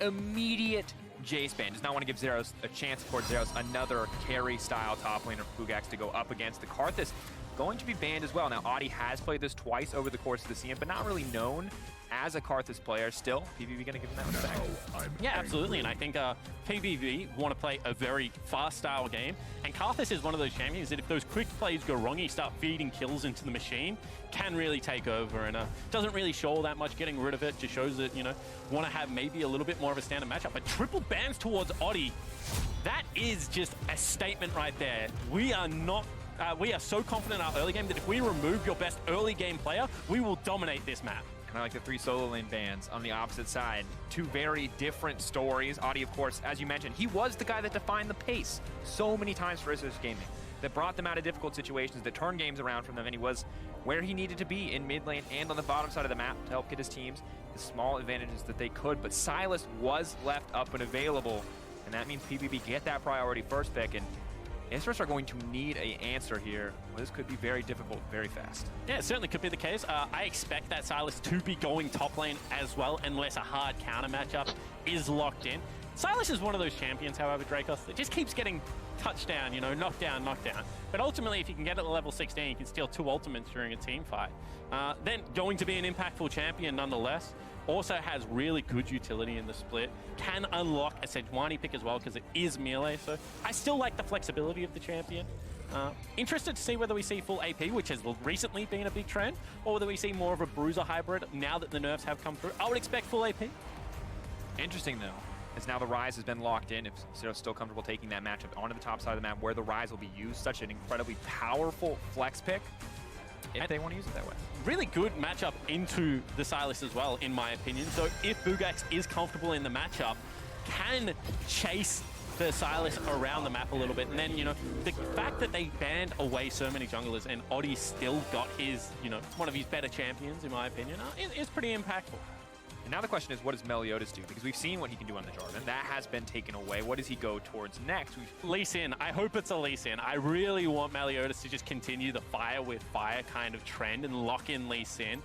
The other option that jumps out is going to be Gragas, but, you know, obviously if that comfortable in his pick ban, that they'll knock him down a priority. You know, instead give Big Coral and Pallet, you know, two of the strongest bottom lane champions, and make Isurus Gaming choose whether they want an AD carry or support. I would expect support to come out right now in kind of that response.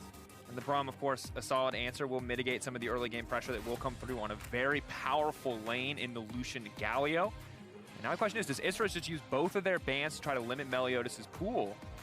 Could take away the Gragas, of course, one of his favorite champions, is most played this split, the Lee Sin as well. Will they just target him out, or are they willing to let some of his stronger champions continue and instead maybe focus bans on a mid lane? Yeah, I would expect him potentially get rid of the Zoe. I would like to see that happen. She is so successful at nullifying lanes, and I think Saya needs to be a carry player for this Isurus Gaming lineup. Interesting that they ban away LeBlanc, just in case they did want to leave Zoe up. One of the best responses is going to be a LeBlanc pick for Saya there, but obviously potentially want to force a little bit more of a utility versus utility matchup. Of course, the Rise, still a champion. Can go mid, yeah.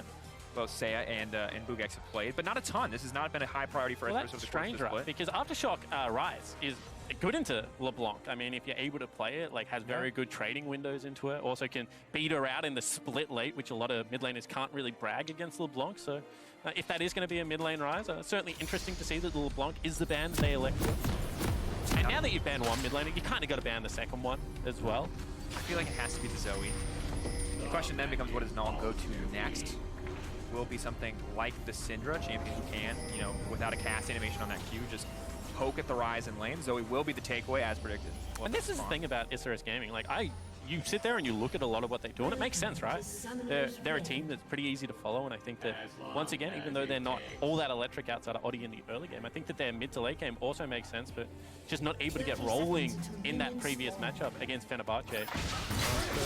I think that they've made some good adjustments here into this Fongu lineup, and the comp feels different enough that maybe they'll be able to shake off that feeling of, you know, how disastrous that last game went as well.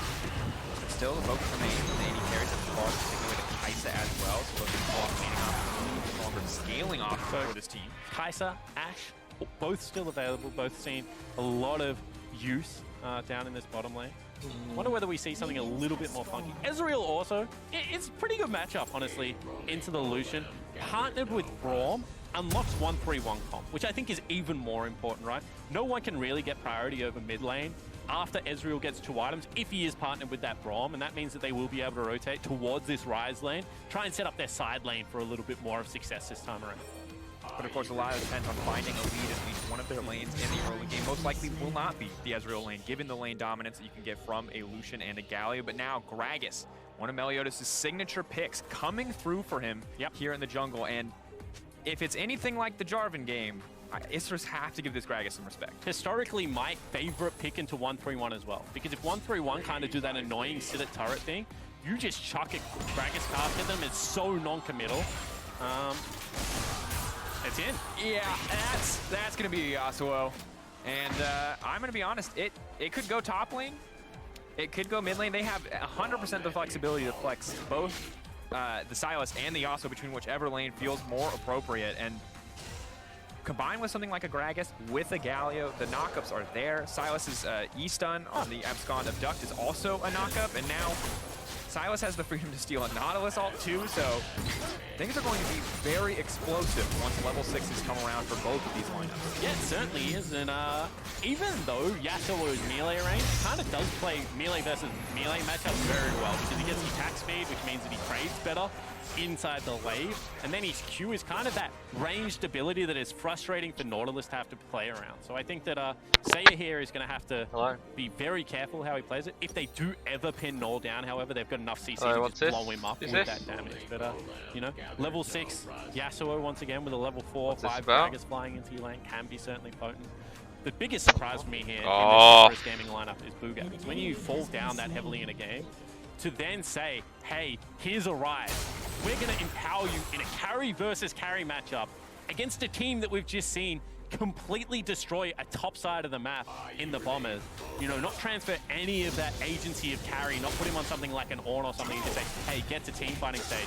I think that that's a very courageous call if you're the Isra standing lineup. And my fear is that the hometown heroes in Fongvu are going to really make Bugax pay for this Rise pick. And I think it's totally justified after that first game, like you mentioned. But I do like it when coaches and teams are willing to put the faith in their players, when they're willing to double down. But as you said, I think courageous after that first game is the appropriate word. Because I was talking to Azael about this the other day, actually, and a lot of coaches do just specifically draft the matchup, and they kind of take the player out of it, right?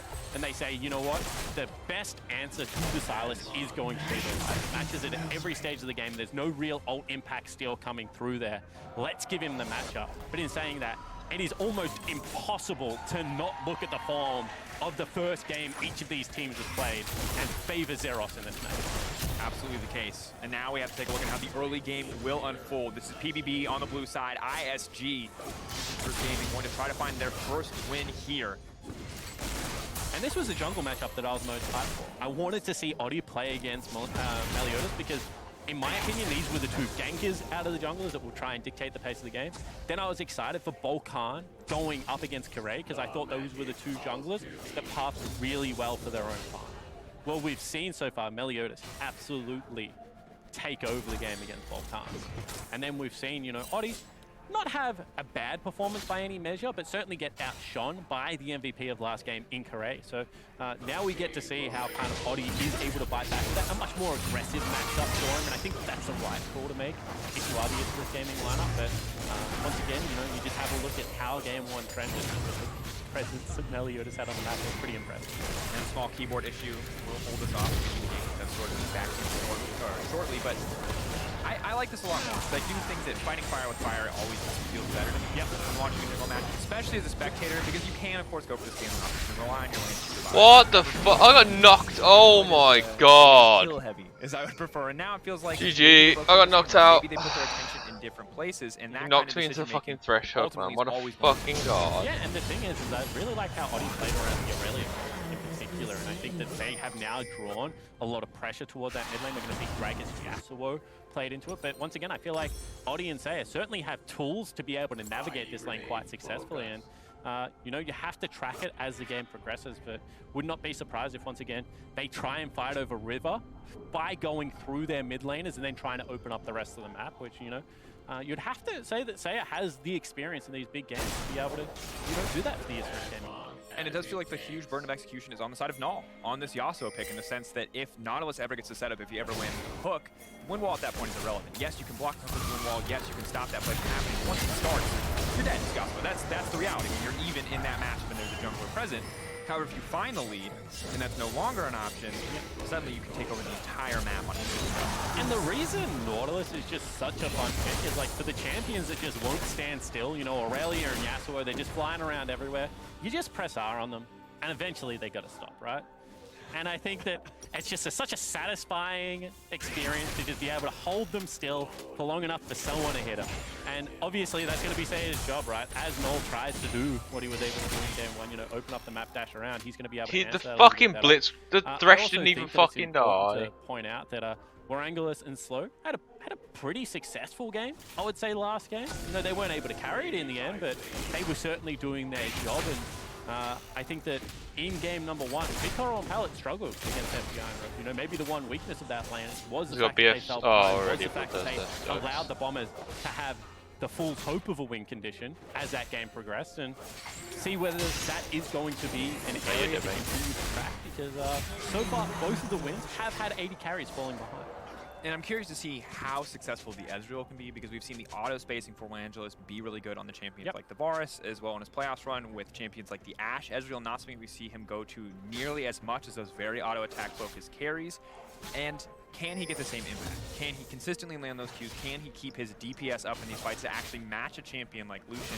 Or is this just going to be, you know, ISG looking at their strong point in the map and saying, that's great, we're gonna sack you in the early game, we're gonna give you Ezreal, we're gonna be willing for you to just kind of go even and be that scaling up option and put their attention elsewhere. Yeah, and both of these 80 carries have kind of similar play windows in the fact that if they are able to stay in combat and keep spell weaving, their DPS, their damage per second, is so high in saying that, as soon as you're out of combat for a little bit of a second, you know, maybe Ezreal passive falls down or you're not able to get the resets of that relentless pursuit for Lucian, you start becoming a hell of a lot more, you know, stationary, less mobile. The damage does fall off quite quickly. And when you're talking about things like, you know, Windwall being able to block that on one side or just a Nautilus blocking it on the other side, you know, I would say that both Big Coral and Warangulus have to play this well. Absolutely do. We are now back into game. 49 seconds. Slowly picking up here. And unlike a lot of our games where we see these explosive level 1, it appears this is the defensive 5 to start. Good life bit of damage. Not going to burn the flash. He's been too aggressive at this stage of the game. He also level 1, not incredibly strong.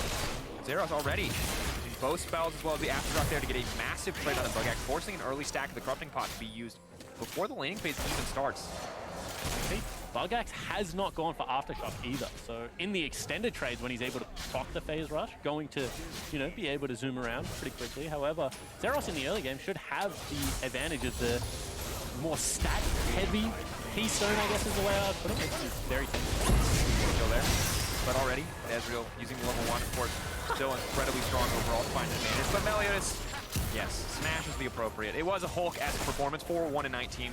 9K plus A at 15. So if you're expecting a slow game, ladies and gentlemen, this is not the man to let that happen. Yeah, and if it is a slow game, you would have to say that Isurus Gaming are going to be the main beneficiaries of it, right? Because PvP play the quickest League of Legends at the play-in stage, and, you know, we keep going back towards, is it a standard kind of game? Sure, they don't really play, you know, funnel Nocturne jungle or anything like that, but is it still, like, really damn oppressive and fast and in your face? Absolutely. Very interesting that Bug Axe has gone the W start, even though he has phase rush. He's not going to be able to generate any form of push off that. Means that he will still get level 2 first, but not be able to go aggressive. And maybe playing a little bit defensively here after the previous game, just wanted to interrupt some of the level 1 trades that come from Silence. Of course, 2 abilities at level 1 between the dash, the shield, the second dash, the stun, the passive. It's just Silence level 1 is oppressive. Yep. Maybe looking to mitigate some of that. Has level 2 for himself now, and bot lane kind of as expected this early on will be in favor of Seiya with the Corrupting Potion, as well as the Inspiration Tree secondary can sustain a push pretty well. And I think more importantly, right, just has AoE with a shield and a stun for a auto attack. So, you know, you talk about the loaded Silas level 1 kit. I would say that Nautilus is pretty good at level 1 as well. Loaded early game kits is what we're seeing here. I think there's a world where on a longer lane, maybe Yasuo is an extended trade to get more value, but otherwise it's going to be tough. Seiya, though, needs to back off here. He's in trouble. Might have to burn the flash, actually, Dracos. Stunner's going to come up in a second. Will get knocked out. Meliodas is here as well. Jungler now coming in. Seiya's so incredibly low, but Audi is on the way in. It might be too little too late. The shield now trying to turn it back to Windwall. Not going to block anything here relevant in the matchup. Null now running Seiya. Trying to turn his attention back to Meliodas. Meliodas wants to get something back. The heal now coming in. Corrupting Potion immediately. The Time Warp Tonic heals him up a bit, but still First Blood going through. Adi's going to get turned on, but no, Audi manages to make it out. The slow comes through. Null has to be careful about extending this. The red buff, the double buff's there. Misses the Q. Audi, will he keep going for the play? Conqueror is stacked. And TP now coming mid lane. Null is going to be forced to back off, but a 1-for-1 in the early game. So junglers get the kill and mid lane pushing back. Meanwhile, top lane just continues to extend trade, wants a little bit more damage, stays after the aftershock, so Bug Axe gets a bit of damage back, but already forced to burn all the Corrupting Potions immediately. Bot lane to Big Coral trying to go for a little bit more. Warangulus just deleted slow. Next on the list, the Unbreakable, just a too little too late to save the 80 carry. Massive early game performance from bot lane. And PvP just continue to throw skill checks. You know, top lane, they win it. Mid lane, we trade 1-for-1. Bottom lane, let's just roll the dice there as well. We have the additional combat summoner, and Big Coral and Pallet able to stand up in this lane. Will be a freeze here.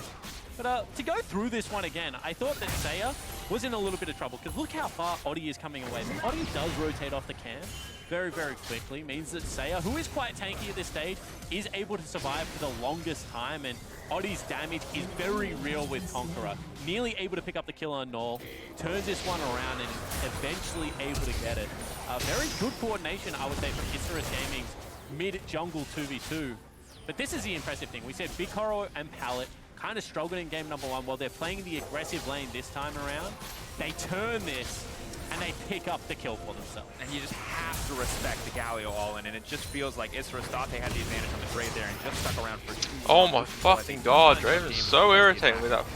That multi-man taunt is just insane. And this is the thing about Ezreal lanes, right, is they are safe enough as junglers once again mean. Now Audi going to go for the engage onto Meliodas. Meliodas with red buff already taking so much. They're trying to move in. He's trying to find his way out. Hook will connect a kill. Now instantly picked up there. Well, you're just a little overconfident in that exchange. And holding your breath. You're ready for that all-in topside. Yeah, certainly am. I'm just waiting for Zeros to have enough. Why take so fucking long? So far with, You literally didn't do anything, you stood. How are you meant to fucking gang? What did really well was open up the map for Null to be able to get it. Saya and Oddie have shut that down straight away. So we're going to see a different game. You see 800 gold to lead at 5 minutes in is a pretty big deal, and Saya growing a CS advantage as well. That means that if Oddie now can, maybe take his attention elsewhere, becomes even more impactful, Dracos. Absolutely does, and now level 6, the lane advantage that Zeros has been able to build up for himself. Doesn't going to amount to much, just there's nothing to steal from the Rise. Once Jarvan shows, though, can get something back with the hijack. It's going to be difficult to kill Zeros in the exchange. They do not have a source of damage to use the healing. Go for the all-in. Meliodas on the way up. Level 5 coming in for the Gragas. Trying to find the Realm Warp. This Cataclysm is going to come out waiting. Just waits for the lineup. Gets both. Oh, the double drops. It could not be more picture perfect. Just stand in the Realm Warp and line it up for him. And one more time, the patience out of Zeros to hold the ultimate because it doesn't stop the Realm Warp and clean up the double kill. As a jungler, there is no worse feeling than when you have to help out a lane and it gets you killed in response. Bugax needs this lane to hit, otherwise it's going to be frozen and he's not going to be able to come back in. But they read the side of the map that they need to go to. Once again, Meliodas key in this play. And Zeros just cleans him up with the dunk. And you can see it's just not even close. And at this stage of the game, even in the 2v1, it doesn't feel that favored. With the Kingslayer healing so much in extended exchanges, no grievous wounds, it will be difficult. But now Oddie can try to get something from Meliodas. Just the cast going to be used as he tries to extend this one. Meliodas still playing so aggressively despite dying in the 1v1 versus Oddie earlier. Knows he has the XP advantage. Zeros is going to try to make it out. Abscond, abduct. Meliodas going over the wall. The guaranteed knockup is there. Oddie going to grab another kill and just generally a much scrappier game than we saw from PvP in game 1. Yeah, certainly is. You can see that kind of the same pace of game is being... Hold that thought. Maybe a dive coming in bottom lane as well. Null's down here. The also on the late second Q, though, is going to put him in a bit of a difficult position. They do have Justice Punch. That is going to be the knock-up there. Only way to set up the ult currently, so if that one connects, it will be huge. Taunt does connect. It is going to be the knock-up immediately. The follow-up, Windwalk to come out and block any damage, but isn't really even needed as they manage to grab the double here. Beautifully played Pallet, escaping with just a sliver of light. Rotation is coming out. Oddie as well as Saya want to continue this play. They need to be able to get back. Cataclysm not available. The flashes, though. Flag, drag, flash could secure both of these kills, but they're splitting. They know they can't afford to take both, so both players are pairing off the respective opponents. Null will be the turn and the focus. Wave there, not going to be enough. Trying to dash to safety, just buying a bit of time. Double knockup, not going to be enough. That's going to be the Dragon Strike finding the kill. And you can see that Oddie's starting to really scale up into this game. 3-1-1 will go towards the Warrior, even though he's gone Conqueror. Generally, when we see Conqueror Jarvan, I prefer to see Cinderhulk because that's staying in the fight for longer. But this was a really nice setup play, if a little bit telegraphed. And what we didn't see off screen was that Oddie has just altered Zeros and forced him out of the play. That means he can't follow down. So the 2 kills go across. Credit to PvP's bottom lane for turning this around, but you can see the response was always going to be here. Saya and Oddie, that dynamic duo, setting the pace for their team. They try and go for both of them, but in the end, they will pick up the one and even out that trade a little bit. Now, however, for the team, they are grouping up for the big fight. We're not even going to get a break. Replay into the next immediate fight. Meliodas really trying to come over the wall with the flash and steal. Null now on the way in. Gragas cast could be massive for this team. If Viscer's Gaming stand together, keep the leash. Very quickly could be turned. War Angelus still alive. Cast does land on one. Immediately the follow-up is going to be there. Galio also as well. Saya just going to get deleted. Major source of damage now taken out of the fight. Retreat comes in. PvP grabs the dragon. And look at where Zeros is playing. He's rotated all the way down, and he's on the blue box. Oddie, you are in no man's land. Dash forward, the stun connects, and Oddie smites for help, but it is not enough. The goal of resets, it is injury, or insult to injury. And time after time, PvP just have so much more of a better idea of how to play these early game skirmishes. You need to bring people, you need to be decisive and pull the trigger. Saya was moments away from having that ult back up and available, but because they've already rotated Zeros down, just such a clean play coming out of PvP. And he's still not going top, he's bottom. Repeat. Zeros can definitely take this one up. They're going to try to get Pallet to tank it right off the bat. War Angelus now running, trying to find his match against Mikoro. Not going to be there, though. Taking the kill is Pallet, and 2 more stack up for PvP. And, you know, we talk about walkabouts. Well, Zeros hasn't been seen in top lane for, like, the last minute, but still up in CS. Now 4-0-0. You can see Saya and Oddie, they really want to make some plays here. and just depth of the force, but Null has the respect to back off the tower. Not the same could be said from Isurus. It feels like they just have overstayed their welcome on the bottom side, and I mean, to be fair, do you expect the Sylas to stay out of top lane for a minute and a half? Probably not. But in saying that, I mean, is it worthwhile when you can pick up that many kills for your team? Sure, loses 2 turret plates, but I'm pretty sure he can take the fight to Bugax now because he has 4 kills and a completed proto belt. So I really like the aggression that Zeros is showing because it is so hard to capitalize and, 1v1 kill a Rise in the stage of the game. But can he go kill everyone else? Well, heck yeah, that's what we've seen so far. And it's only going to get more difficult from here as well, as the early scaling from Zeros does mean that a lot of those ultis are going to be incredibly powerful in the fights to come. The Cataclysm, both the Kevin Shard or the Ezreal. And my favorite thing about this is when you see a team smash a team, and you know that there's another good team backstage saying, oh, maybe we can do that. And then, Fenerbahce come out, they play a very good game on the tour, and then now ball back in Fongvu's court, like proving this is potentially a 2-horse race to come out of, Group A. Anything you can do, I can kind of do better at the moment. Certainly not the same lead that Ruin had, but 4 kills at 11 minutes into the game. Still pretty impressive coming out of Zero. We have to see later in the day if Fenerbahce are comfortable playing at what has been a breakneck pace. 14 kills, 11 minutes into the game, more than a kill a minute in this case, and things have slowed down now, and it makes sense. PvP have a massive lead. They don't have to push for anything greater. They are able to zone a lot of these champions off the wave if they want to. Really only mid lane a weak point right now for Bonku Buffalo. And I don't think it's a weak point for Bonku. I just think it's a strength in it. Right? 1-1-3 on the Yasuo, so he's behind the clock on the farm. But when they unlock him into the side, I think they will start rectifying that. The important thing is, they go for it. Cast knocked back. How is there for the follow-up, and also might get that side lane a little sooner than we think. We are now putting resources into Null. Yeah, I was really surprised. I thought they were going to group up and go towards Bugax's top lane because he's sitting underneath his turret trying to clean it out again, and they really have played around Zeros' pressure point. He's going to stop this. They still can go for the play previously mentioned. But as you mentioned, instead, they throw Nola Bone and pick up another kill for the jungler, but a couple of turret plates in the mid lane. Going over to the mid laner of PvP. Meliodas now top. Continuing the dive trend. Stun will not connect. First power shot, the wave to reset. Really continuing the dive, though. Willing to try one more time. Gonda Duck should be up in a couple of seconds. They are completely unconcerned about this rise before Bugax flashes out. The flash right in.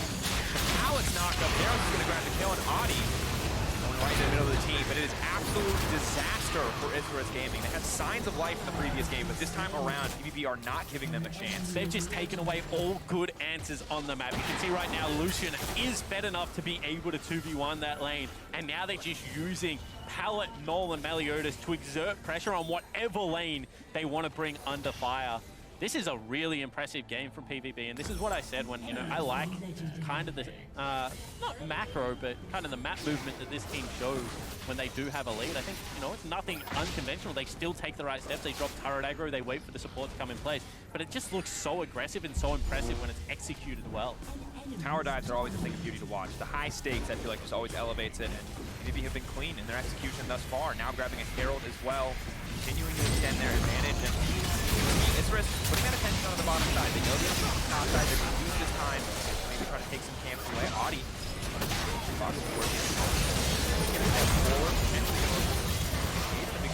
denying that back, stopping him from completing it all, let Ezreal push in.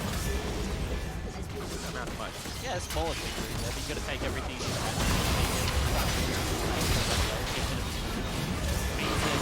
Potentially this dragon can be started up if they can get a good start.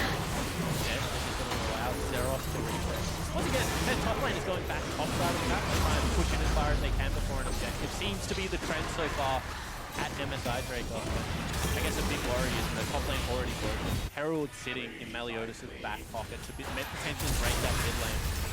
Will accelerate the pace of the game. They have such a good Baron. Plus the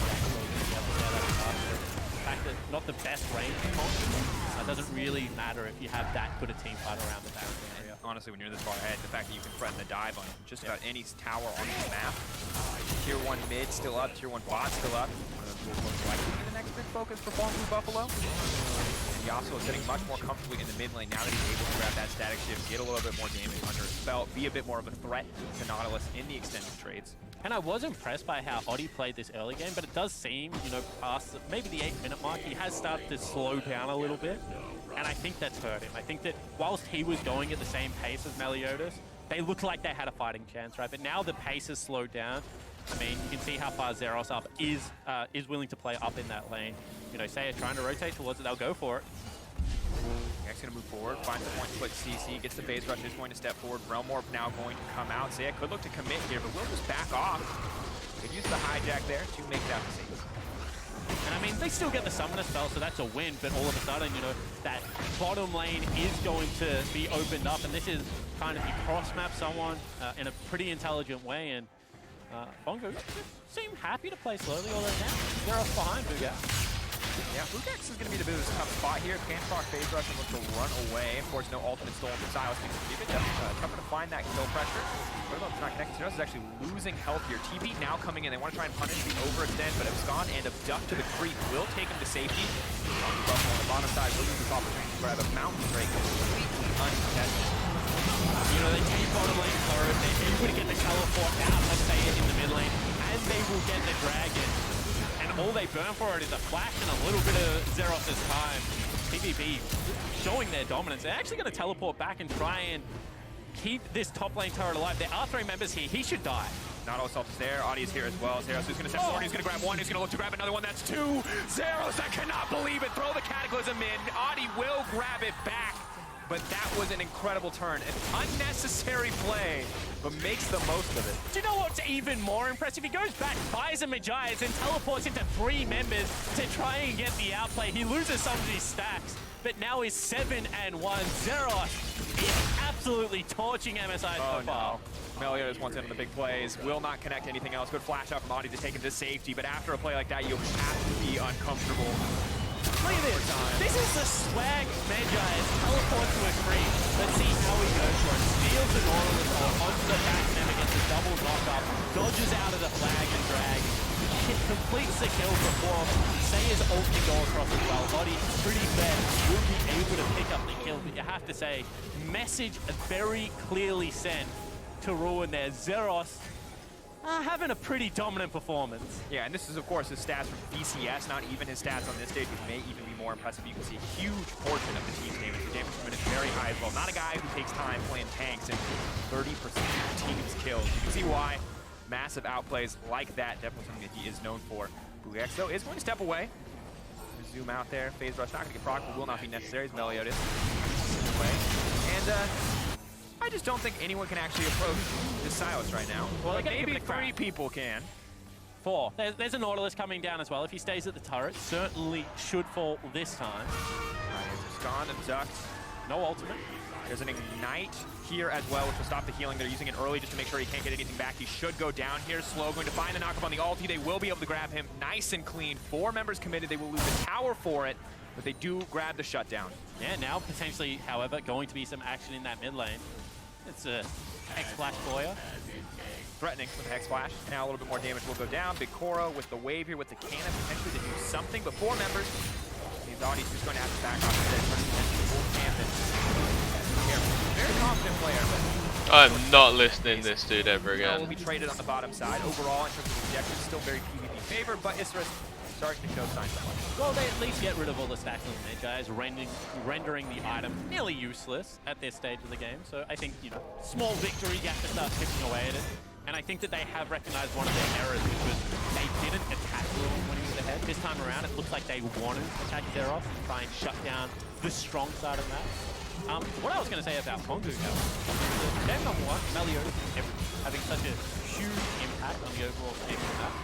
You know, maybe Big Coral and Pallet falling down a little bit. However, this game around, they really have flipped that switch. You know, Meliodas hasn't had the best performance, has made a couple of errors in my opinion, and you'd have to say that Big Coral and Pallet have well and truly picked up that slack. They're now, you know, 4 kills combined, 0 deaths, have played a pretty good pressure game into the Ezreal from the Satan generation.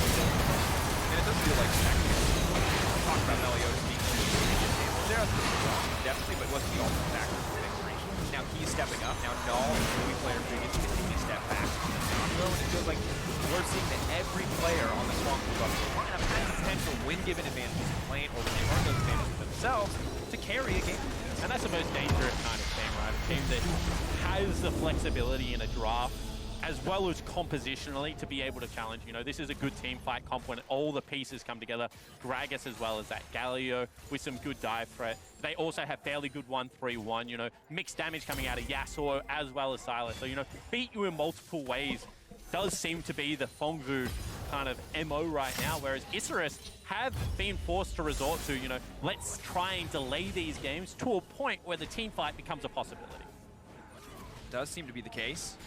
However, now as we check in, you can see the Ezreal on a 2-item spike. Yep. Maybe can start to fight back. Jarvan very strong. But Gragas has 2 items as well, and for right now for the Ryze, things are very difficult.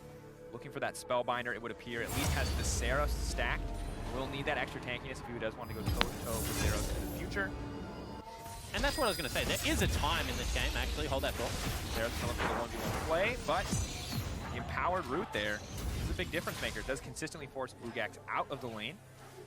But now they're waiting. The overextend here. However, they do immediately see the control ward and know that the play has been sniffed out. They're going to have to back off.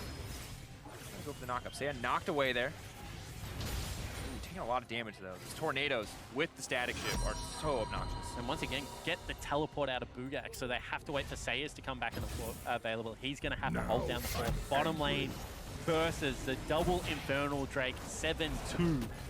Sylas, as soon as they want to turn their attention towards the Baron PvP, it just becomes so hard. You know, you talk about the scaling. Ezreal, one of the best late-game AD carries because of his safety and consistent damage. You know, Ryze kind of uncontested in that side lane if you get towards the 4-item mark. But you're just playing so much on the back foot right now. You know, even with the fact that, as we keep mentioning, you know, that is not going to be a very useful Mejai's right now. Still just, you know, an item over his counterpart. And that's the thing, is in another game, in a closer game, you know, what was ultimately a massive shutdown, not only in the gold that it gave, but in the gold value that it took away from Zeros, might have been the difference maker, but his lead is just so massive that it's not actually enough to turn that top lane matchup in your favor. And even then, we get to late game, Ryze absolutely can cut through. We know Sylas, when there's enough damage to cut through the health bar, isn't nearly as threatening, especially when you have some grievous wounds. Yep. That said, you still have to execute a wind wall. You still have to find that fight where your backline just doesn't get immediately deleted by all the damage threats on the side of PvP. Yeah, and you need to be able to force the fights as well and say it's just not that tanky. You can see a full AD Jarvan coming out as well. So just even, not compositionally, but item choice-wise, it becomes harder. Okay, stepping forward, seeing a lot more confident there, but the Kingslayer comes in, starts to shift the trades. Zeros now running. Is he going to flash over the wall? Has to take a big risk here. Moving down, a bigger fight is now breaking out as you see the top side now trading, but a flash back. The Yasuo immediately going into Galio. Follow-up is there. It is a clean combo to catch out the support. And they'll try to continue to extend the play. Now moving forward. One more stack will do it. The stun comes through for Slow. Stay on the top side. Does manage to hook his way out. Proto about to safety, but I don't think it's going to be enough. They're chasing him down now. Slow just now getting him eliminated. Saya as well.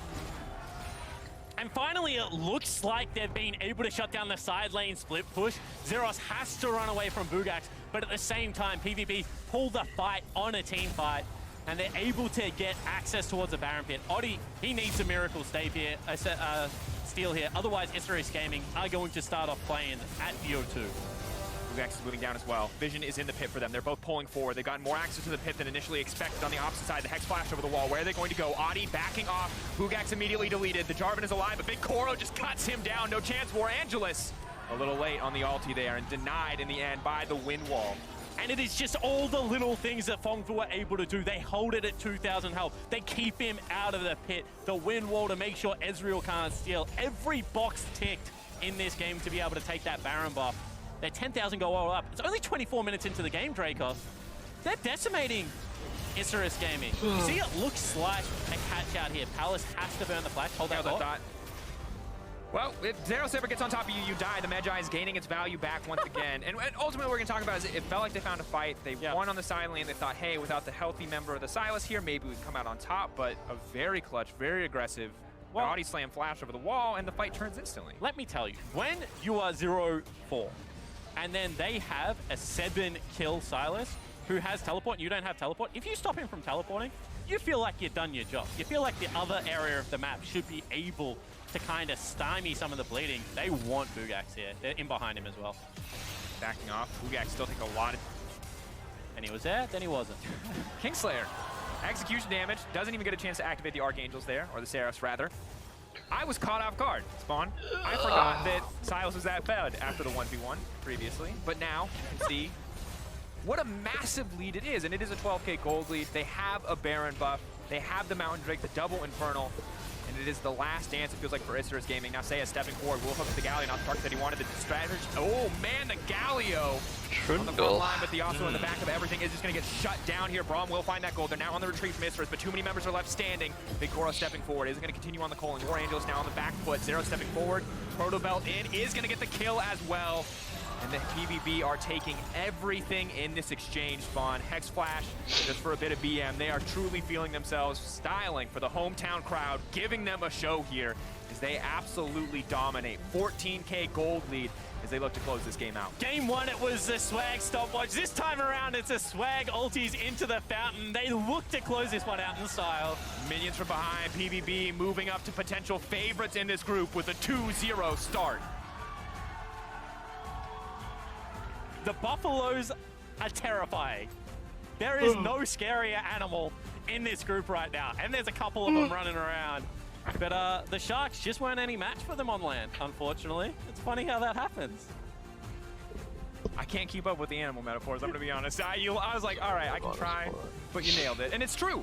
Bangbu Buffalo look absolutely untouchable today. Now, we will see them up against Fenerbahce later today. Maybe Fenerbahce will also be 2-0, depending on their the results of their match versus the Bombers in our next game. But you can hear the crowd cheer. We want to know how good Vietnam was, how good Vietnam on soil would be, and Bangbu Buffalo are looking so incredible. And like, when teams start winning, it becomes about evaluating how they win.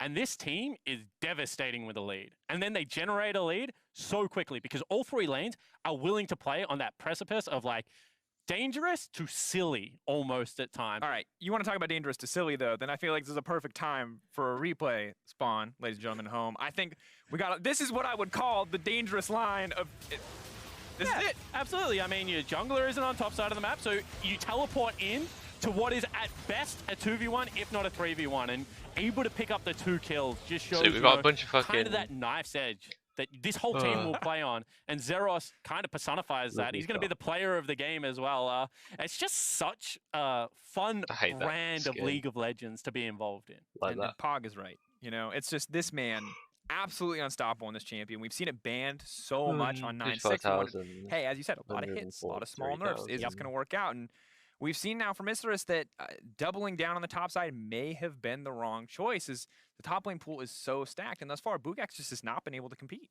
And you got to say, you know, Audi and Seiya looked like they had good control over the mid 2v2 for a portion of this game, and they were able to swing themselves around the map. But Big Coral and Pallet stepping up, you know, winning those 2v2s, and then the fact that Zeros, just at one point in this game, he pushed out top with the turret still up, then rotated mid, then rotated into bottom jungle, then dove bottom lane, and then went back top lane, and still not all that, like, I think he was still up in CS, right? That just shows how dominant this guy was on Summoner's Rift. It was wild to watch. It was just an incredibly dominant performance overall, and I think we probably won't see Silas in his hands again, but as the list of champions he's not allowed to play grows, you have to wonder if there's even enough bans to shut this man down. And I mean, then it just becomes a stylistic choice, right? This is where the tanks should start coming in, you know?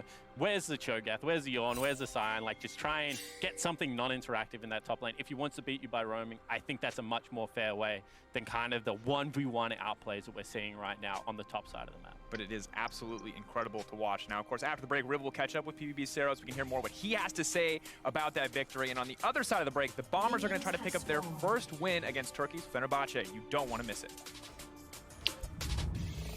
Level 5 coming in for the Gragas. Trying to find the Realm Warp. The Cataclysm going to come out waiting. Just waits for the lineup. Gets both. Oh, the double drops. Zeros can definitely take this one up. They're going to try to get Pallet to tank it right off the bat. War Angelus now running, trying to find his match against Vikoro. Not going to be there, though. Not all assault is there. Audi is here as well. Zeros is going to step forward. He's going to grab one. He's going to look to grab another one. That's 2. Zeros, I cannot believe it. Where are they going to go? Audi backing off. Bugax immediately deleted. The Jarvan is alive, but Vikoro just cuts him down.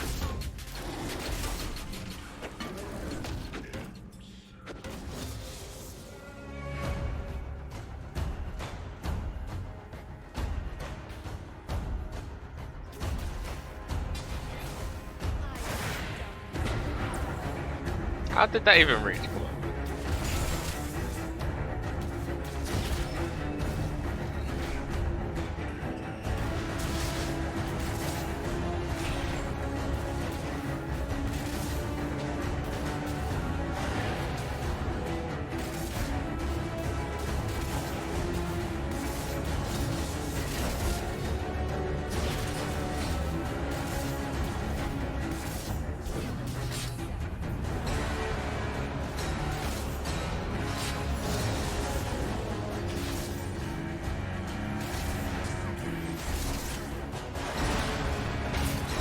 Those fucking oh.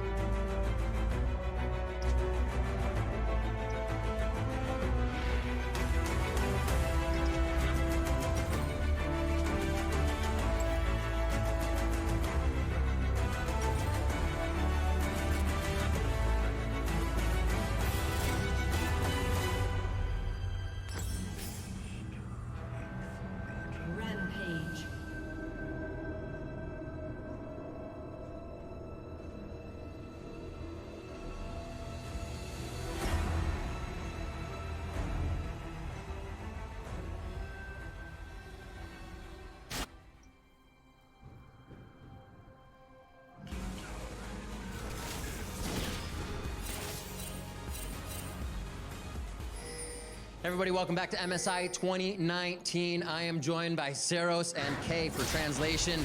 Another amazing victory coming out of Fongfu Buffalo, and again, the top lane has so much power.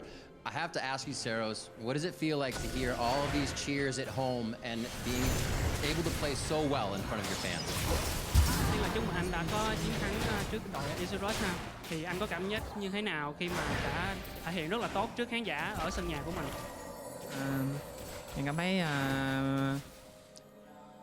màn trình diễn của em cũng không có gì đặc sắc, bởi vì trong game em còn chưa có thể gắn kết được với em hơn. My performance was decent, nothing really special, and I feel like I should be more connected with my teammates. Interesting. You have a matchup versus 1907 Fenerbahce later against Ruin. How do you feel about What the fuck killed me? Seriously? Fucking bullshit. That shit was dumb. Em nghĩ em cũng đã từng đánh ở giải thế giới rồi nên đối đầu với Rune người đi top của Fenerbahce em nghĩ cũng bình thường, em nghĩ em sẽ làm tốt. So I have been to Worlds before, so you know, laning against other top laners aren't an issue. So I think that I will do well against Ruin. Yeah. All right, final question for you, Zeros. It's been a great day. Fongfu 4-0. Thật là đây là một ngày thi đấu rất là tuyệt vời của anh á, thì anh có nghĩ là hôm nay sẽ là 4-0 luôn hay không? Em nghĩ chắc chắn sẽ là 4-0. I think definitely 4-0. Well, the play has been fantastic. Thank you so much for taking the time. Zeros, Kay, thank you for joining me for translation. We are going to throw it to the State Farm caster booth to get into Game 4. Thank you very much, Riv, and welcome back, everyone. Thank you for joining us for Game 4. This is Fenerbahce versus Bombers, and for Bombers, I feel like after that last game spawn, it's very important for them to reset, calm down, and kind of figure out what their strategy needs to be for taking down an opponent like Fenerbahce. Yeah, and probably a lucky scheduling thing for Bombers, right? Because they got 2 games to kind of sit back and absorb what other teams at this tournament were doing, unlike Isurus, who got thrown straight back into that frying pan. So I think that, you know, maybe the 2-hour break does calm this team down. We've already said, you know, first time national stage for a lot of these guys. And they would have had the opportunity to sit down and see what kind of Fenerbahce wanted to do, whilst I feel like Fenerbahce probably would have been focusing on their own game while Bombers were playing. So here's my question for you, Spawn. We talked a lot about how strong the top side is for this Bombers roster. And we saw Isurus, they doubled down on Bugax, they gave him a carry. Do you want to see a lot of attention, kind of in the same way as Mimic did struggle in the first game, put onto the top side of the map for Bombers once again? Yeah, see, I just want to see Mimic play something a little bit more early, especially given the fact that he is like, you know, a big Rumble tennis player. And I feel like there are ways to get him on carry-style picks that just have more impact in these early game skirmishes.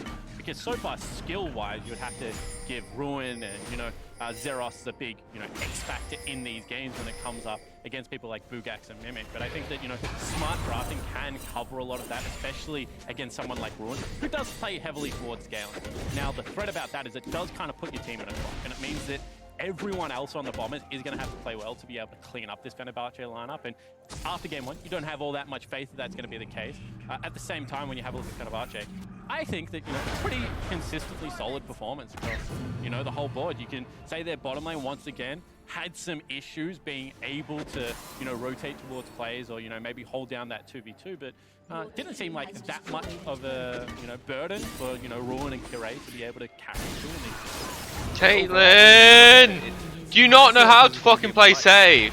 Stronger matchup coming out the gate for Bombers because we did see Bombers bottom lane be their strong part of the map. When it came down to it, while Balkan struggled, it was FBI who kind of stepped up in a lot of these very close exchanges, and against Hades and Jafani who struggled. Maybe that is an avenue that Bombers can attack. Maybe that is a way for them to find the early game. But that said, it does feel like it all comes back to jungle. This is a group of junglers, and it feels like we didn't. Balkan, we'll call it a false start. We'll give them the benefit of the doubt. Caitlyn, just fucking play safe. Is it hard? No. You're fucking garbage. More aggressive that is going to make plays for his laners in the early. Yeah, and he came into the OPL as this heavy solo queue style jungler. He was playing a lot of Eve, Lee Sin, Jarvan, as you mentioned. So I want to see him go back to something you know, a little bit more gank heavy as well, but ultimately he is going to play for his own farm, and that's where I want to start this narrative. You know, Karay going to play for his farm, especially if he gets something like Karthus, which is going to be banned away. Volkan probably going to look for his double Scuttle Crab into full clear as well. So these are two junglers that play pretty similar game style, if not with a shared champion pool, and Karay right now seems to be able to do it consistently at a higher level, so puts a lot of pressure on Volkan to potentially once again look for a different pool. And to see if he will once again go to the Tulia if we do see Bombers decide to ban away that Kindred. Limiting that here. It's still playing a bit of a high-tempo game on the Tulia jungle. Was able to still have an impact in a lot of those early lanes, but Nautilus instead will be the ban away. Bolulu, once again, a guy we expect to play utility champion. With Lissandra getting nerfed, with Sion mid or got mid much less prevalent, Nautilus was his new go-to pick. Yeah, and the reason that I think Nautilus is really smart here is because his wave clear is really, really good and he's level 1, seems great. So the fact that that early push allows Curator to do things like cross mid, look for double Scuttle Crab, look for the early invades, is a worry to Volkan's playstyle in particular. So I think getting rid of that, trying to, you know, limit the push potential coming out level 1 is going to be a smart idea. And Ryoma needs to step up because he had a pretty shocking game 1 performance. Didn't have the best OPL gauntlet either from memory. Certainly wasn't the hard carry that OPL fans were going up against Bolulu. Very promising young talent from the TCL. Excited to see this guy play more games. Can't wait till he plays Null. They seem to be maybe potentially... and what it looks like when the Nautilus is in the picture, what he's going to go to next. And interestingly enough, with the choice between a champion like Jace for Ruin, they've opted to keep Kire in the zone of comfort picks and have given him the Kindred. Volkan will get the luxury of a counter pick if he has anything in his pocket for the Kindred. Of course, Rek'Sai is up and available. Maybe not the most comfortable matchup, but could try to make it work. And this makes sense to me, right? Because all of a sudden, if you take Jace, then the burden of execution is on Mimic to be able to outplay Ruin. And I don't know after game 1 whether you want to throw that gauntlet towards the top laner of Fenerbahce. So instead, going for more of that, you know, team fight, global presence, high tempo picks makes a lot of sense to me. And how do you feel about the Bombers playing 1-3-1? That's my question. They're actually not a bad 1-3-1 team. They play a lot of Tahm Kench during regular season. I think that they're a team that is able to navigate the side lane.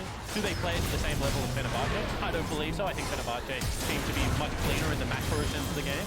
But it does lend heavily towards the way FBI, who I've played with in the not played with, but have known pretty well in the past, wants to play the game. And now they have 2 tools to do it with the semi-global ultimates of both the Galio and the Talia, so are set up for a bit of success there, but giving up a Kindred and a Braum and what will eventually be an additional 80 carry is going to be a difficult team to team fight against, no doubt. And now with Aurelia locked in, curious to see if this will go into the top lane, if this will go into the hands of Ruin. This is such a fucking easy win. Carry player, or if we'll see Bolu try his hands at it. Yeah, well, the reason so annoying across is because Fenerbahce look like they're kind of setting up for a 1-3-1 as well. They go towards Can't win bot lane now at all because fucking this retard know how to stop fucking pushing. Lane than team fight. Braum does much better in setting up mid lane push and rotating into jungle. So I think that when you have a look across the board, Bombers go with the pivot first, actually. They pick up the Kai'Sa. All of a sudden, you know, maybe looking towards a little bit I more love how she's got fucking more HP. She scales better than me with HP. Strong in lane. Fucking time. It will obviously also offer a lot of ability to move across the map. The potential for this Bombers lineup to appear in any lane if they are able to get priority is very high past the level 6 mark, but bars will be banned away, limiting some of those strong laning. Why is that not fucking... Once again, a guy that has a bit of a why was that being so fucking... lane dominant champion. Loves the Cassio when it's strong, loves the Lucian. We'll see him go for something similar here as Jace. Now going to be the final ban for that box. Yeah, and you know, across the fact that they've only thrown a Rise Jace ban, that's Ruin.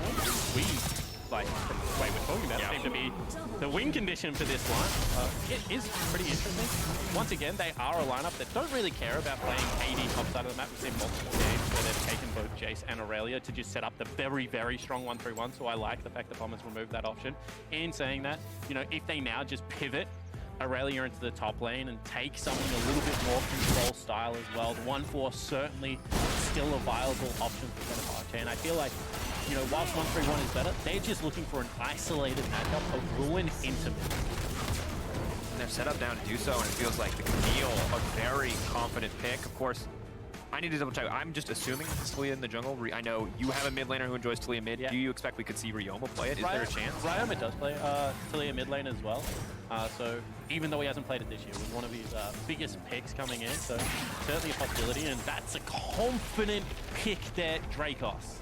incredibly confident. Draven now locked in, paired with a Braum. This is going to be tough to fight the Draven. Just incredibly strong lane bully early in the game for Hades, looking to make up for what was a lackluster performance in the previous game. And there we go. Ooh, Fenerbahce laying down the gauntlet with the Azir. That's a real nice pivot coming out of Fenerbahce, because as I mentioned, you know, all of a sudden potential pivot into teamfight. Camille with Galio, lockdown CC into big knockup. Kai'Sa for the teamfight. That is a gauntlet throw.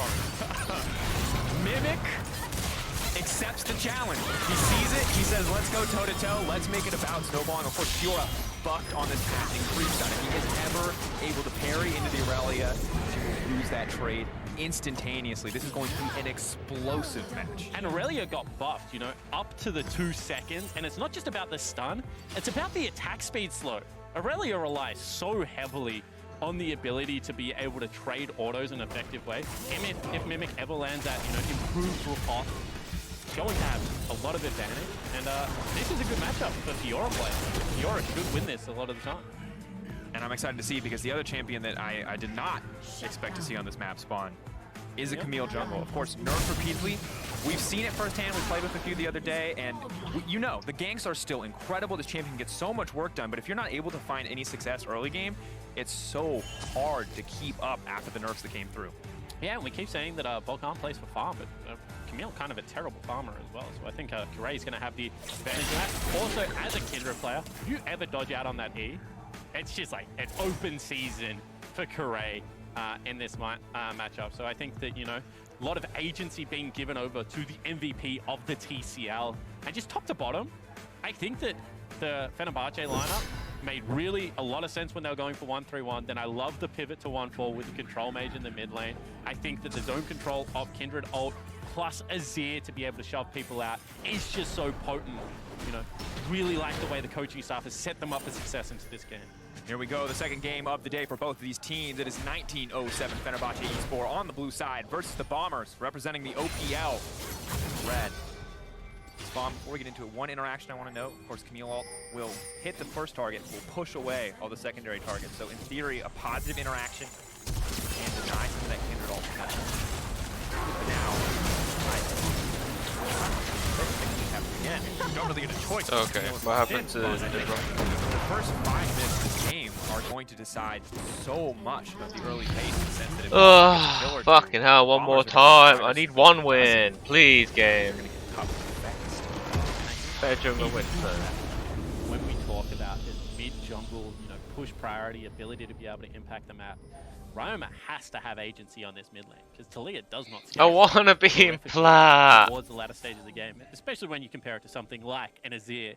So if you're not able to unlock this Talia, get her into the side lanes, kind of open up that highway, as we saw Hongwu Buffalo do in Game 1 versus the Bombers, and the game becomes incredibly difficult to play. So, you know, ability to shut down Curate is there if they play it well, but if this goes disastrously, it could turn into a scaling nightmare for the Bombers lineup. And what kind of message does it send? Normally we see an immediate lock on the jungler when Kindred enters the game, as far as trying to find that mark. Kire's immediately locked on the 80 carry. He says, watch out, I am ready to go bot lane if I need to. And Mimic already taking a bit of control on the top side of the map. Going to be a tough level 1 for Ruin. Of course, until level 2, it's a bit difficult. Good sidestep, though, but burning the Flawless Duet is going to be tough. Really wants to hit that side vital. The fact that Ruin has been able to perfectly space around it just means that Mimic is not able to get the positive trade that he wants, and will lose a few creeps as well. Yeah, it certainly did. And didn't really deny any experience from what I saw. That's a very nice vital spawn for Mimic there, but not able to proc that one either. And you can see Ruin just trying to navigate the earlier stages of this lane. Going to be a path for bottom lane Scuttle Crab coming across the Curé, and it has been spotted out by the Bombers, I believe. So that does leave Ruin open for potentially the dive, especially if this turns into a 3-buff, which it looks like it's going to be for Volcan and topside control. And a bit of fortunate RNG in favor of Kira, in the sense that that spawned on the bottom side, the place where his team did have lane priority to protect him when he went for it. Would have been much more difficult, but it's spawned on the top side, would have had to give it up. So already getting that mark very early on puts him in a decent position. And Volcan grabbing the buffs here. Where's the first gank going to go?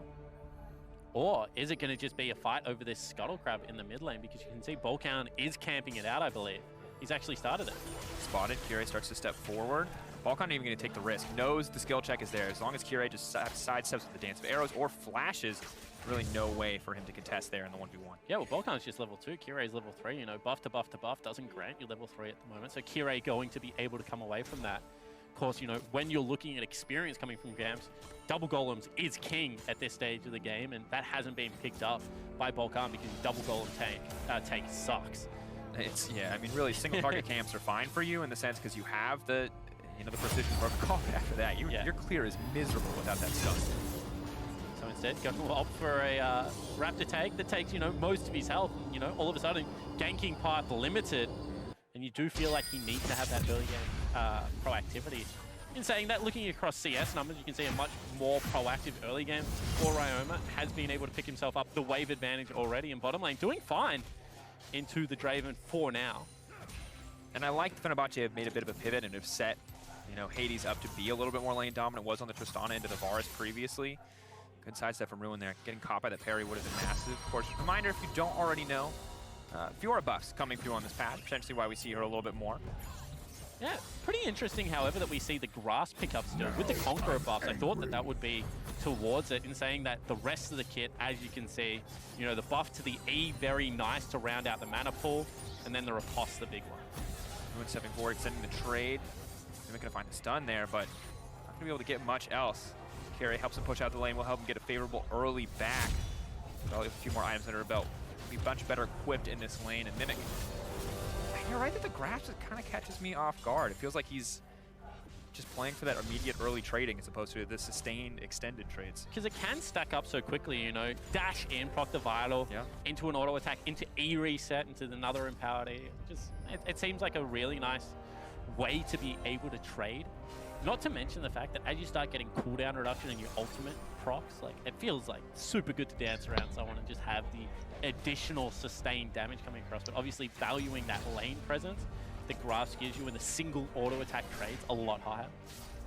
Does not want to commit to the extended trades. I guess it's just decided that the Aurelia passive is so valuable, the additional attack speed that it gives. Doesn't want to rely on outplaying with riposte there to win a lot. Just wants to have a bit more healthy early game trading. You can see the Cole as well, so it just feels like full commitment to a bit more scaling, knowing that he's not threatened. Not only that, if you have access to the creep wave, Cole's actually very good sustain in lane. So we obviously... Hades taunted up, taking a lot of damage, but Japone jumps forward. Nothing going to come from its spawn. Once again, though, that is just Galio damage. Galio does so much damage at this stage of the game. Repulse. Every time we see it, I feel like someone's going to die. I feel like we have a much slower... I mean, our first 3 games, let's be honest, pretty breakneck speed spawn, and now we have a little bit more time. However, Kirei, they look to change that. Multiple autos now going to get laid down. FBI potentially in trouble now. Sidestepping, looking to commit to the kill on Tony. First blood now coming out. It's going to be 2 taken over.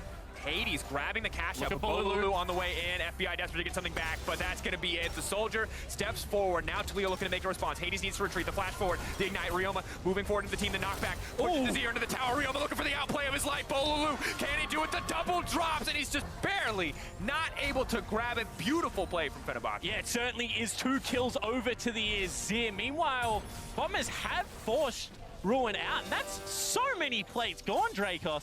That's a 4-plate turret at 6 minutes into the game, but still on the flip side of the map. What a play out of Bolulu. To have the early rotate on Azir, a champion that gets pushed in, I think, at this stage of the game, and then to be able to come up with the 2 kills is clutch out of the rookie for Fenerbahce. I think you're absolutely right, Spawn. And we talked about this with Fongwu Buffalo, but proving that you have the ability to play through other parts of the map is pretty massive. Mimic immediately going to use the parry there. You see Balkan steps up to Shadow just in case Ruin wants to extend the trade, but canceling the back will make things a little bit easier. Rogue now stepping forward. FBI only level 5, however, and Hades with the BF sword and the Vamp Scepter. Very difficult to extend a trade against a Draven with so much damage and lifesteal early on. And that's the thing, right? You win the immediate trade, potentially, even though that one went awry. But then the next trade, he just has free ability to hit. Take another look at this one. Kirei, reading the play well, knows that the Camille's topside. In fact, you see the ping out there. So goes for the dive bottom lane. First blood does go over, but it goes to Rogue, not FBI. And then you're trapped underneath the turret with first rotate coming from an Azir. Disastrous play. Ryoma does what he can. Nearly thought he had the W as he flicked him in, but Bolulu just navigating the separate part of the fight. And Kirei auto-attacking freely, completely untouched on the back end, does lead to a big advantage bottom side for this Fenerbahce lineup. And very risky shifting sands there from the Azir, but you're right, just well played. Very, very much on the edge of how that could have turned. And And now you talk about like gold advantages, right? So that is a cashed-in Draven that goes back against BF as well as Vamp. Playing against Kersh's Shard being picked up. Look at this Kersh's Shard, man. That's 50 extra auto attack damage for one auto. Just because Draven has it on every auto spawn. As long as you're only one now, you're completely right. It's absolutely brutal. I know when items are like kind of terrible items, when I don't really know their names for a long time, and then someone randomly goes, yeah, the weird Dirk thing that you keep struggling with is called Kersh's Shard. I'm like, I don't care. It's not impactful to me. It's not impactful to Hades right now. It's definitely not impactful for FBI, sadly. We'll be a little bit better once he's able to grab that early Storm Razor and look for a Q evolve. Of course, Captain Rain, a lot of solo damage, but solo fighting the Draven probably is not the plan at this point in the game. Kire continuing to do well. Of course, 2 marks to his name. Looking for that 4-mark threshold on the Kindred and set up for some very good team fighting outside of Fenerbahce, especially now that they have this small early game advantage. 500 gold in their favor, and the Azir are benefiting from so much of that when he's the champion that isn't always supposed to dominate these early lanes. Yeah, and I feel like that's the big worry, right? You just hit it on your head. You know, they go with the Talia to be able to pressure side lane. Talia at the moment can't approach the wave. Can't pressure her own lane. Yeah, just shoving in with reckless abandon. That means that rogues roam out of the bottom lane. Kind of does nothing at the moment, and got to be a worrying sign. You can see that they're converging on mid lane, but they have very good eyes right now on the Camille as well. So Rogue not going to be able to find anything, and Fenerbahce just continue kind of this oppressive push style in bottom mid that puts Mimic on a time. It have a bigger impact in the top lane, maybe take down that turret. Taunt is going to come through, but Taunt just mitigates all that aggression. Look at the inside track again from Kire. Like, you know, you go for the short, brief trade. You think potentially if we get an ult past the Braum, we can get something done here. We've now finally got a BF sword. We have a meaningful item, but not going to happen. Hard read on play there. Volkan immediately has to leap forward. Galio now coming in though with Rogue's level 6. Kire be forced to use the ultimate. Now backing off. Can they turn the fight? The chain CC is there. Kire just barely alive for now, but they managed to find 2 in an instant. Ruin keeping it for the play, making those kills count. Now you see FBI not able to make it there. It's going to be Ryoma ulting out, but top lane turret will fall down, kind of even up that trade.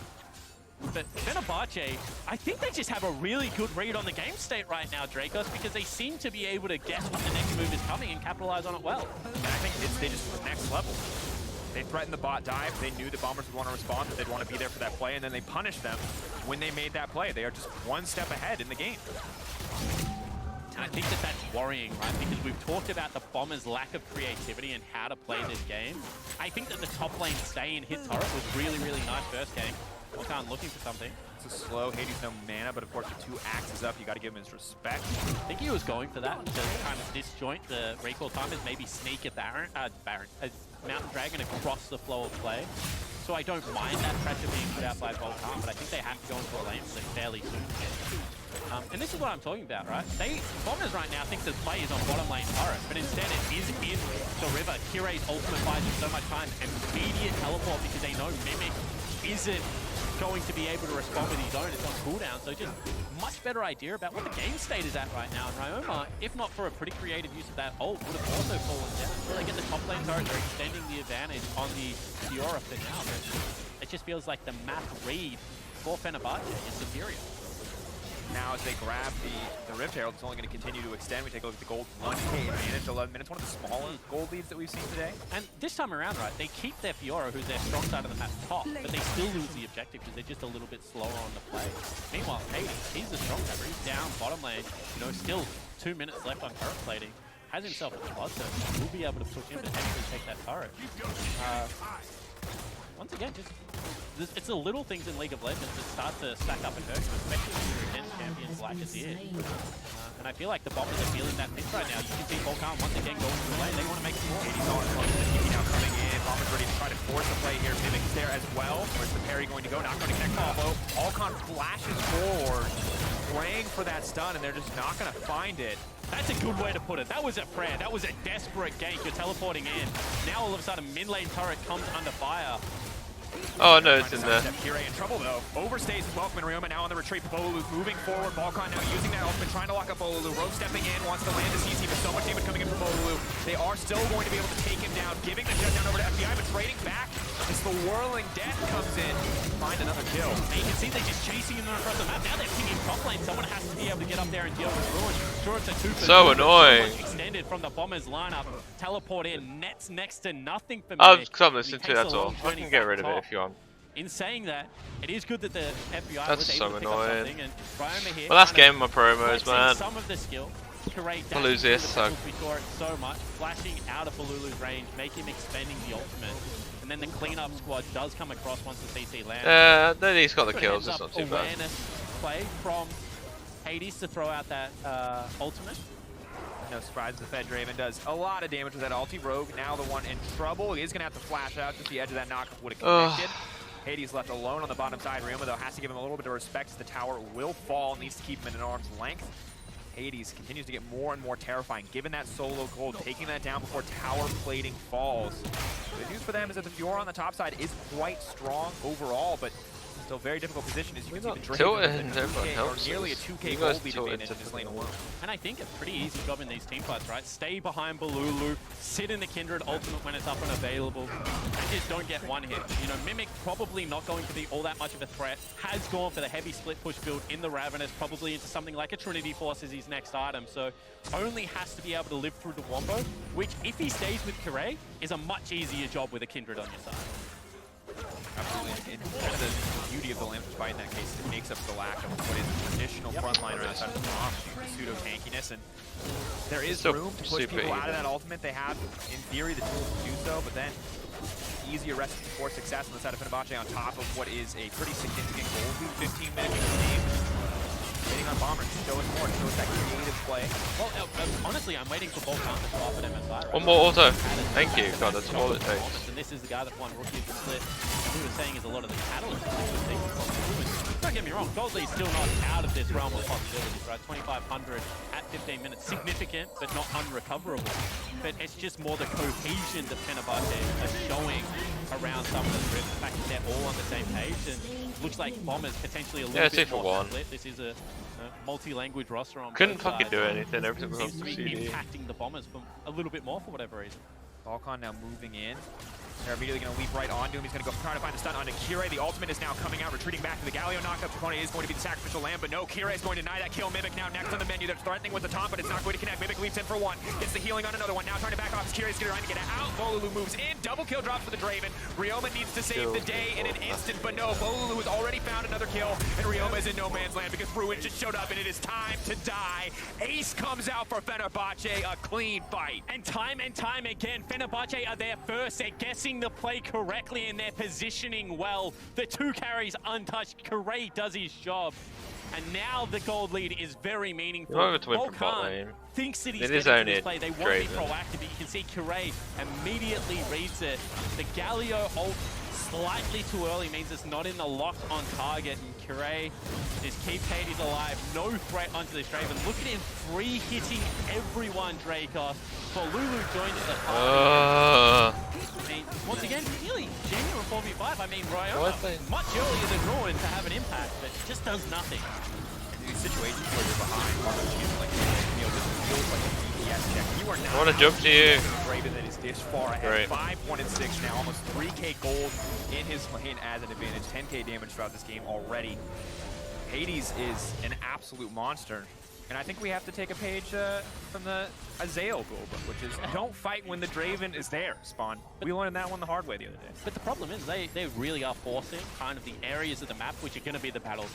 You know, they're setting up their ward line better. They have more control. They're there first, and they're dictating the term in which the engagement is going to go down. And I think that that's the impressive thing, right, is you have a look at Azir, you have a look at Draven. If these champions get caught in rotation, they are very easy to pick up. You're going up against a Camille, Galio composition with a Talia. You feel like the Bombers should be able to generate pick or side lane threat. But that just has not been the case for the entirety of this game. We are not losing this game. You are not doing fucking anything. Aggressive posturing. I think gonna have a hard time doing any significant damage to the Braum at this stage of the game. At least with the rest of the team there to respond. Has to now back off, but will lay down a low division. Get him out, Spawn. How do Bombers do it? Well, at the moment, I think they have to, as I said, try and attack a side lane. I think that, you know, potentially you throw Ryoma plus Volcan at the Draven and try and fly in there with Rogue for a continued CC change. The danger is he's got 2 items and a couple of Brawlers left and probably wants to fight you, as the name indicates. So I think, you know, that's one avenue. The second avenue is you just try and hold on. Fiora will win this game if it goes long enough. Just because has a very positive lane back up to Ruin is still ahead. That's going to be a cult cash in right there. So, you know, there's either the stall and pray tactic or try and attack the strong point of the map, which is when Hades catches the wave in this position. Because Azir can't go for fast. Azir's going to sit mid with the wave clear control nade. So you have to be able to take advantage of these situations when Of course, that is one advantage the Bombers have. Right now is they have. Well, that's what they comped up, right? There you go. Out in the Champions League, there is a semi-global comp that has the Actually win that. You know, that means when we say things like, well, Lulu and Curé rotate to the play first to clean up the teamfight, it's even more impressive because it's kind of against the grain of the game. How can Leona do so much fucking damage? Showing that even though this game no, is 1v1 slower, by ADC. It's 18 kills in 18 minutes, but it's slower than the other games we've had today. It was slower until that massive. No less terrifying.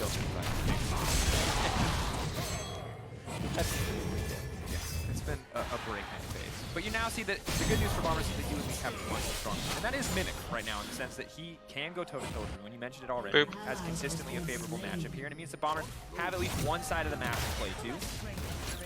Now maybe we see the dive come in. Stun does connect. Parry, however, will not. I don't think you want to dive in rally at this point. Ruin still in a comfortable position to survive. And Falcon incredibly vulnerable. This is one of those times where Mimic is kind of getting free farm and pushing into a lane. You know, with gold, we'll get more ahead. Like, just don't go near him, because that gives kind of Fenerbahce permission to bring their strong members onto Mimic's side of the map. And that's what you don't want if you're Mimic. You want to avoid the, you know, 11,000 gold double Draven. He's happy with the one-on-one. Don't bring your friend. You know, he's doing fine. Wow, that's a 4,000 gold lead. I mean, after the last team fight, is it really WoW? Are you surprised anymore? He's just now building attack speed items. Let me tell you. He went double Brawler's Glove after his 2 AD items. So I agree with everything you just said. But when I have 7,000 gold, knowing there's someone that exists with 4,000 gold, more than that, that is very scary. And he's got the rapid fire cannon now as well, so he's just going to be popping people from very long range. Yeah, this is going to be the one-punch man for Hades. And once again, we criticized Fongvu's bottom lane. And they stepped up in their last game. We criticized, you know, Fenerbahce's bottom lane a little bit. They've smashed this game into FBI and Rogue, so we have the power to change the world, is what you're telling me. Absolutely. That's exactly what I just said. We also criticized Volcan, and sadly it has not been a better performance, although a good buffer there. Hades now flashing forward, no hesitation. Immediately Volcan going to get the ultimate kick off. The Galio will be there for the follow-up, but no, the Kindred alive and well. Hades are going to try to find the shutdown. They do get it. FBI grabs it as well. Now the Kindred is unlocked in the fight, but Bolu simply does too much damage. Ryomo with the consistent DPS trying to get it out, but Ruin is there to body block. Now, the ulti will miss, and Rogue is going to try to find the fall. Mimic instantly into the backside of the fight. Wants to find those vitals. Stun does connect. Mimic with good reaction time is going to be able to back off. Unbreakable buys a little bit of time. Ruin now potentially next on the list. Retreats to the Sun Disc. Zoned off. Want to continue the exchange. Ruin running Force Life. Will manage to make it out at the end. That was a positive fight for the Bombers. Certainly isn't. They're still looking for Ruin here. No ward going to be dropped over the wall, although Mimic kind of knows where he is. For the stun, wants to extend it, and he is going to be able to grab the chill. That's the ace! And Spawn, I didn't think there was any way out, but a beautifully played team fight shutting down Hades just turns this back in the favor of the Bombers. And the combat Talia ult to be able to cut off any form of retreat, and the Bombers just pick their moment. As soon as Hades go forward, they pull the trigger, they go for the play. And kind of it looked like it was lining up for Fenerbahce, right? They get the ultimate across. You know, Azir should be able to get the shove back, but he chooses to go for the Azir tech back underneath his turret. That means enough damage registered for him to go down.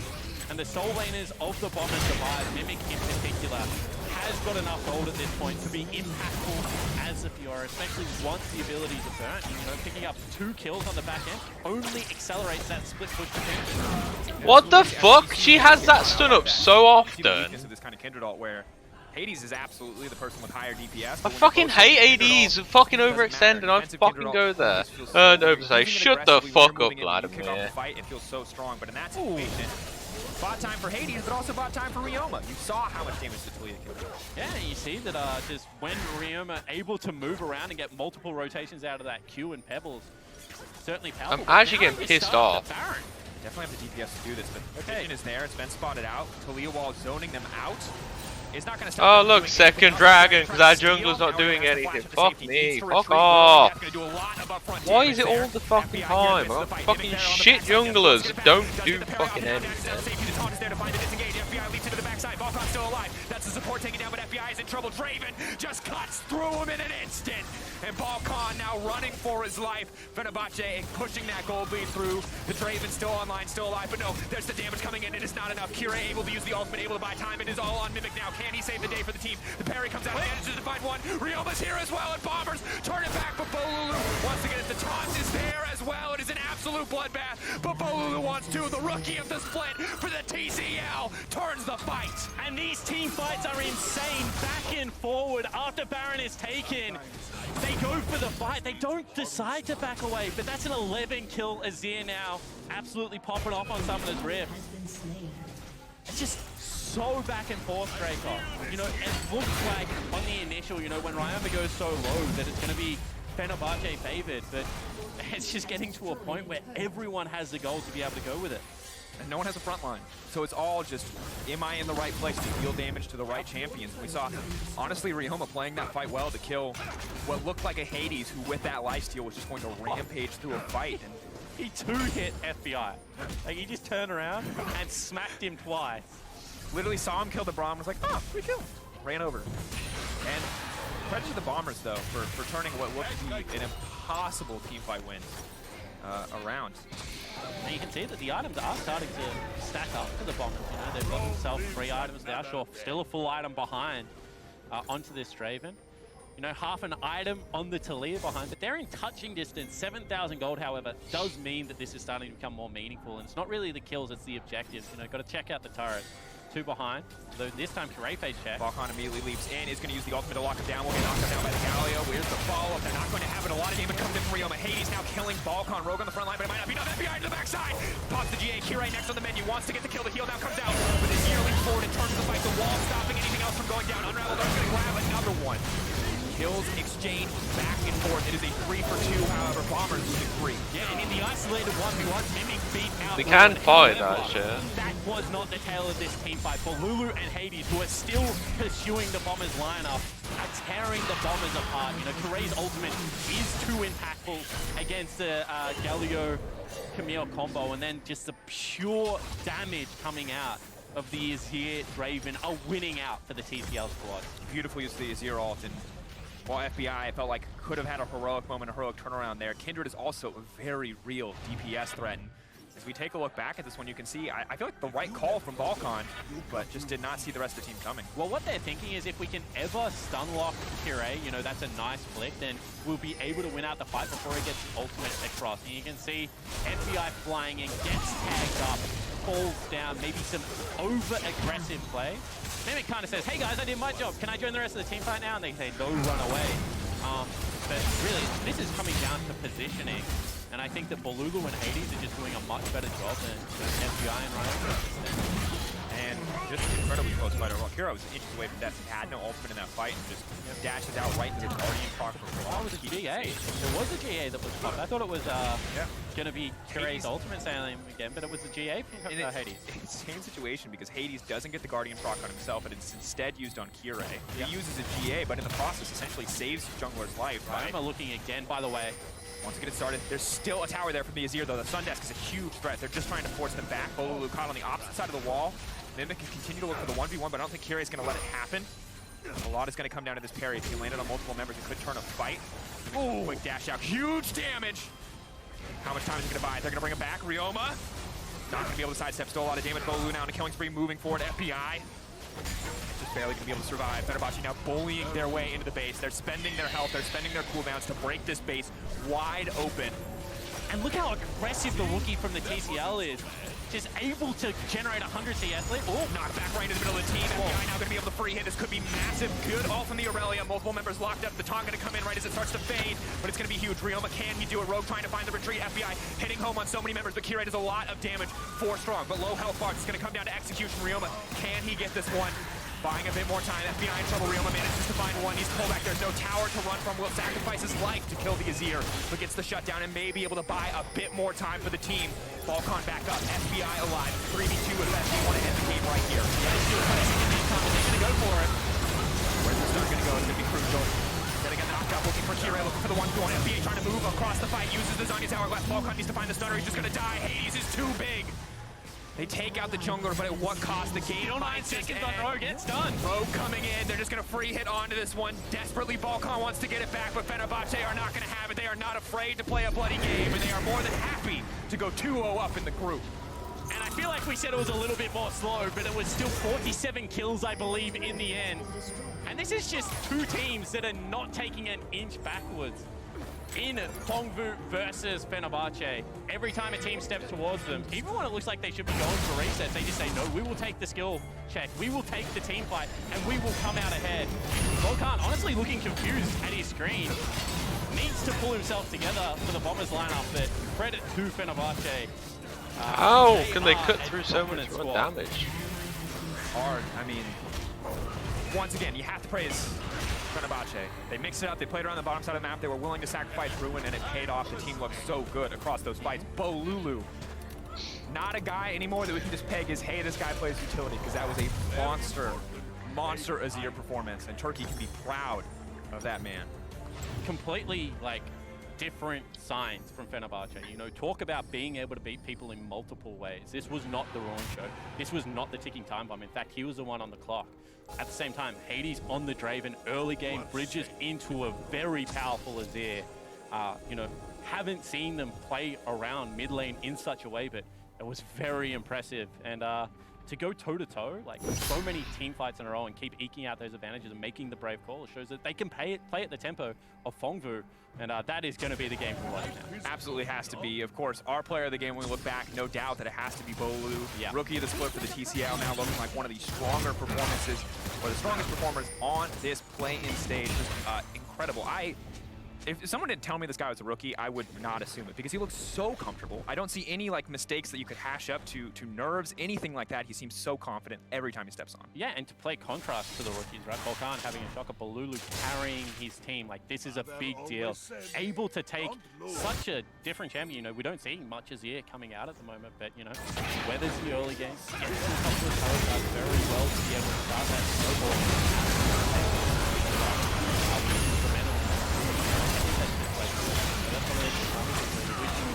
Into the zone, certainly there. Absolutely. You can see, though, I have to give a shout out to Ryoma. I wasn't sure if he could do it after getting camped so hard in the first game, but did put on a monster Talia performance. Yep. So while Fenerbahce do appear to be that team that could contest Fongvu Buffalo, that could go toe-to-toe, Bombers definitely showed us more this game. Falcon, I think, still a question mark. Still maybe not able to convert some of that domestic performance onto the international stage, but the other members on the side of Bombers do feel like they're stepping up. Yeah, and I mean... Why? I was there because I'm with my fucking ADC, they lost in a different way. Mimic had a much better performance.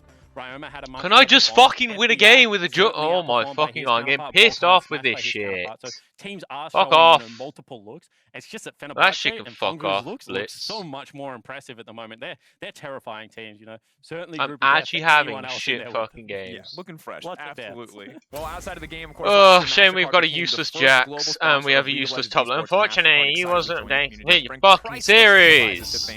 During Worlds to continue Fuck to off. These Fongvu Buffalo supporters were named fans of the day Actually for being pissed the off. first people to arrive for the games today. So to say thanks, MasterCard surprised them with official Riot merch, including those wonderful Teemo hats that you see on their heads. They're quite comfortable. That's a good look. And honestly, you get 2 gifts. You get the gifts from MasterCard Fan of the Day. You get the gift of Fongvu Buffalo smacking people around in their home turf. What more can you really ask for? Of course, coming up next, Bombers Actually pissing me off. Win of the day fuck, man. MSI I'm playing Jax Juggle. I'm gonna start banning that shit. second response. That pisses me off, that shit does. I'm going to play jungle. I'm actually going to play a jungler that I can actually gank. But how many wins do I need to get fucking back into promos? But no, Bolulu has already found another kill. Bolulu wants to get at the top. No, one more game. Is an absolute bloodbath. Points, one more win, and I'm back in promos. But it's going to be huge. Ryoma, can he do it? Rogue trying to find the retreat. FBI hitting home on so many members, but Kira does a lot of damage.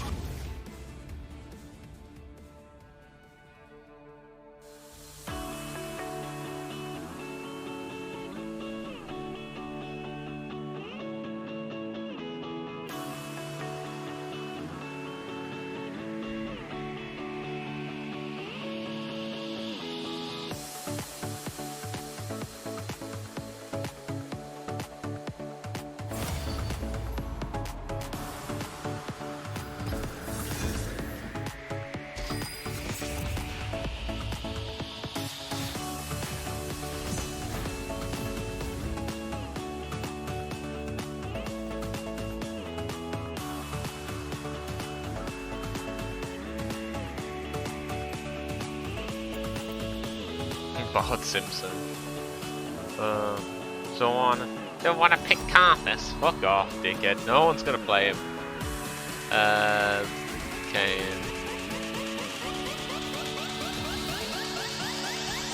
The weak fear the shadows. Fear controls them.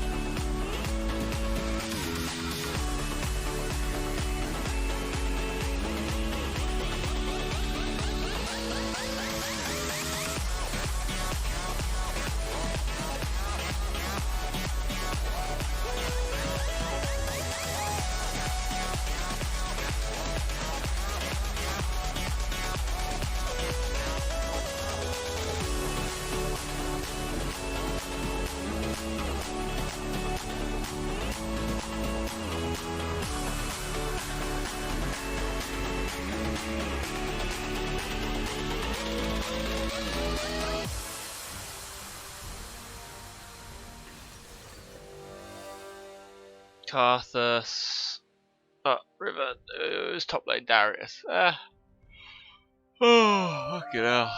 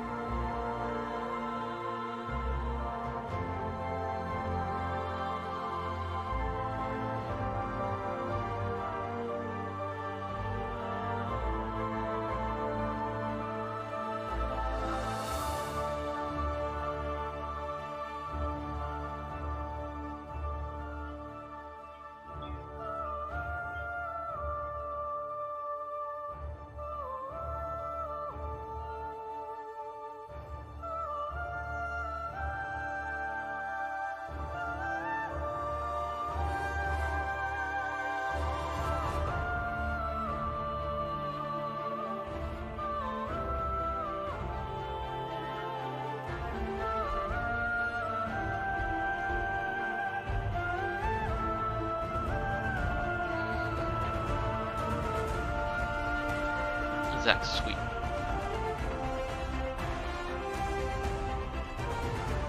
I haven't seen a Vayne in ages.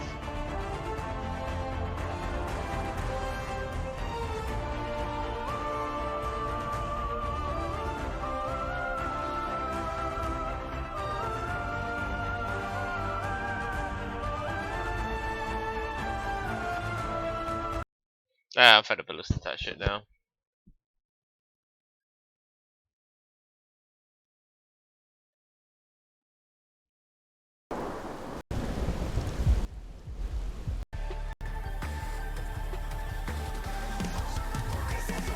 Everybody's on drugs.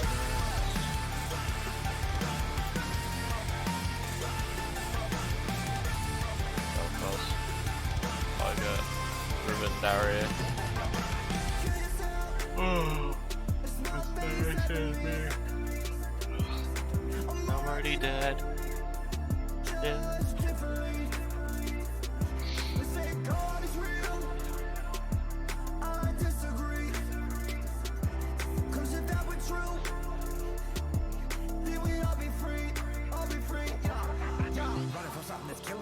Such an uncomfortable feeling, beginning to feel the hostility from my ability of slowly becoming a villain. I just want to thank all my fans, especially. Without you, it's a death to me. I don't consider myself a celebrity, but I've been doing this shit till I'm 70. This is my destiny, this is the best of me. It's an incredible feel on the ground, letting it go, I'm letting you know. We're killing ourselves on the loud. Everybody wants some, everybody gets none from me.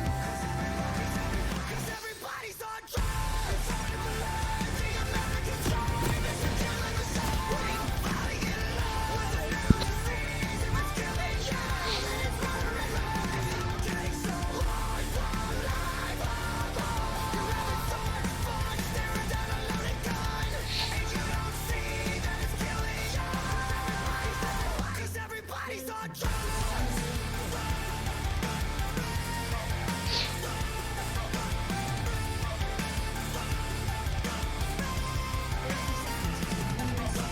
Save yourself, is what I'm telling you.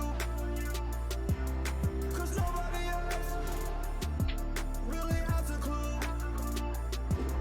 Into your veins, like heroin. Okay. Just to feel again. We feel it. Everybody wants some, everybody gets none from me. Cause everybody's on drugs. It's hard to believe the American dream is a killing machine. We're falling in love with a new disease. If it's killing you, then it's murdering me. I'm getting so hard from life. You're having so much fun staring down a loaded gun, and you don't see that it's killing you. Everybody is stuck from the neck up, trying to get their heads up, searching for a way out. This is a dying nation, so complacent. Mirrors need awaken. What are we waiting for?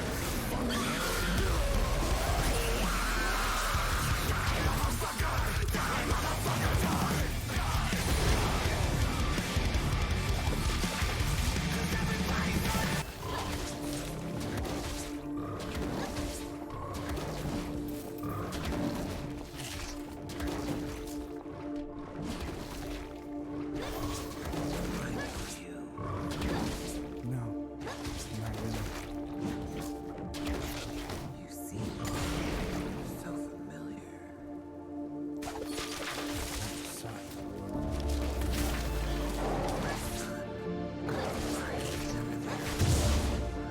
I'm not here for your apologies. I'm here to thank you. I'm here to thank you for never being there. Because it made me the person I am today. And without that, I don't know where I'd be. So this is my first hello. And this is my last goodbye. The American dream is a killing machine. Everybody's on drugs. It's so fucking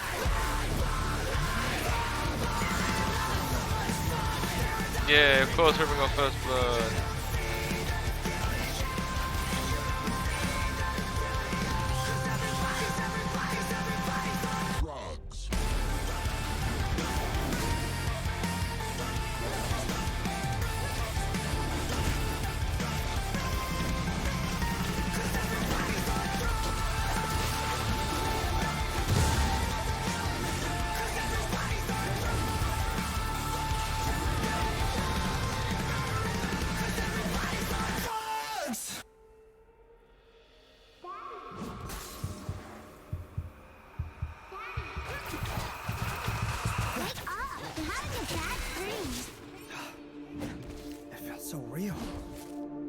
It's like I'm losing my mind. It's like I've been there before. I just know it. Wait. Willow? What are you doing? Why are you standing like that? Willow, this isn't funny. Willow! Willow!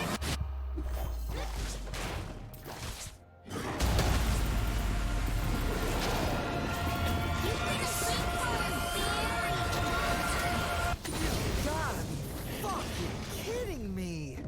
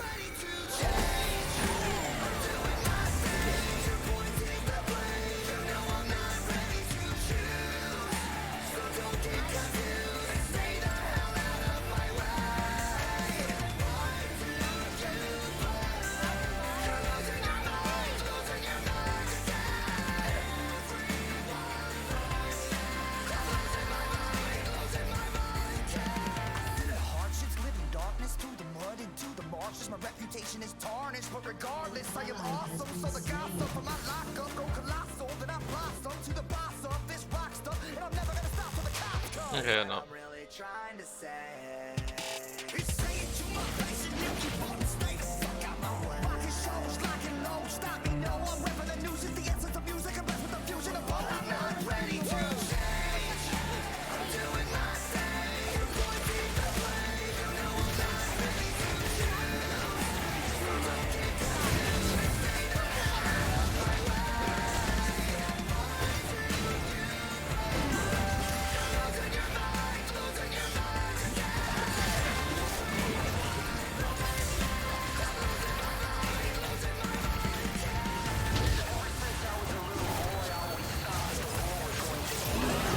What? Come on! Fucking do something, please! Holy shit! Fuck me! Vel'Koz, you have your ult. No, you don't. Oh.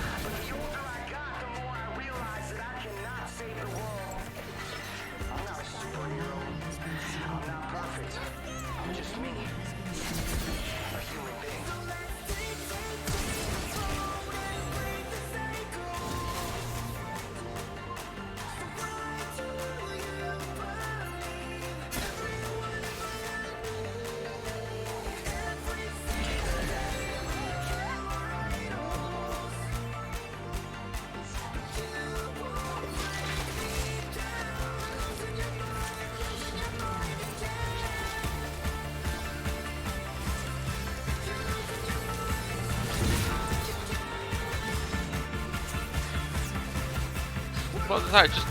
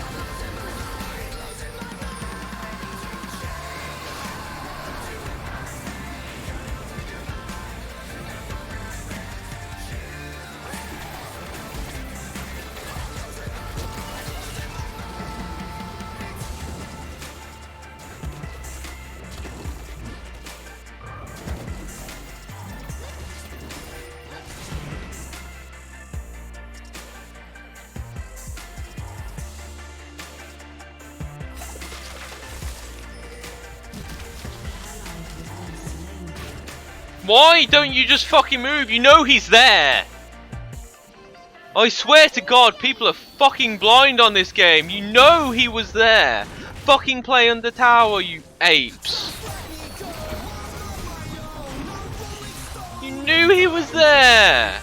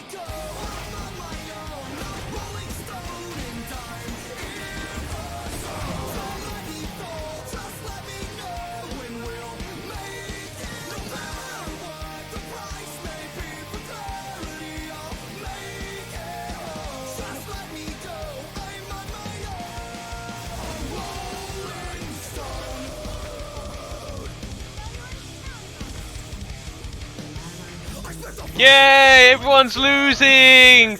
Woo!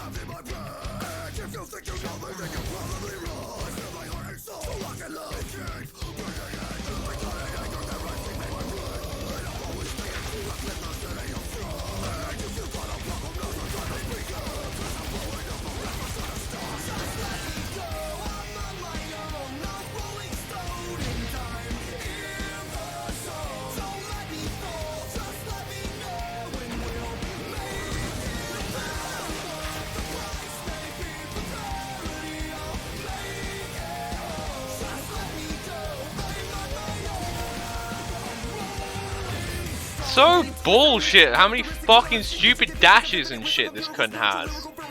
Oh.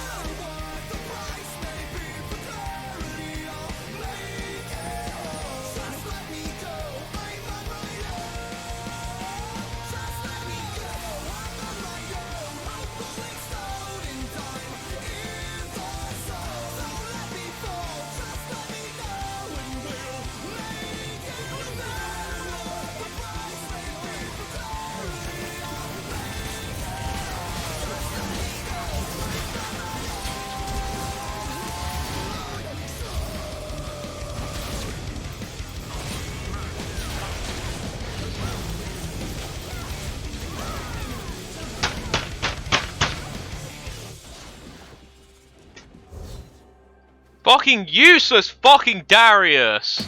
I can't do anything. I have my own, but I don't want to use it. Please fuck me, you useless retard! You do nothing! I can't click! So don't fucking play! Stop playing with fucking high ping!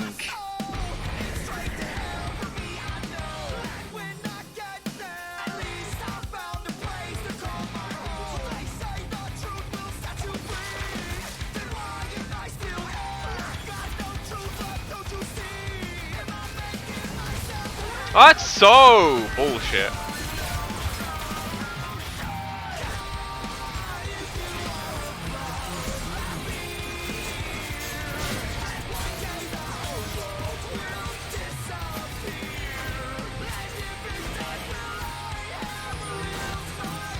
Why, Darius? You're actually inting. He's actually fucking inting.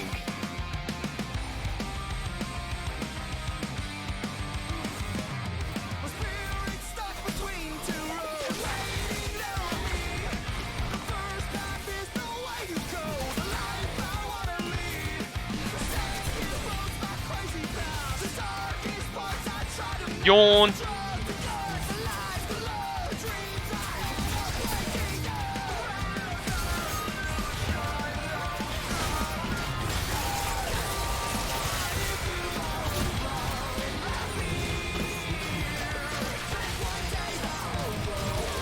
Bullshit. I'm fucking done with this shit.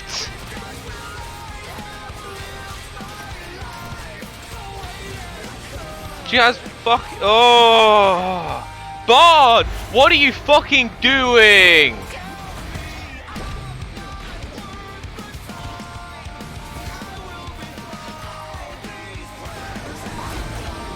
What the fuck are you all doing? I actually fucking can't. You are actually just all fucking inting. Especially that cunt.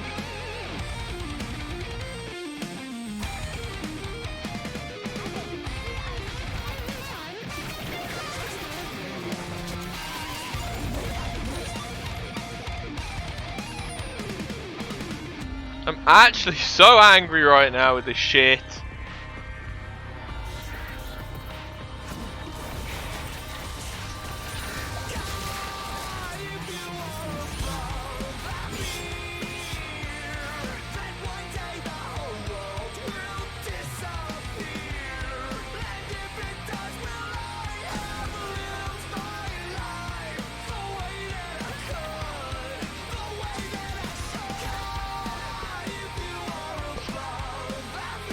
I don't give a shit.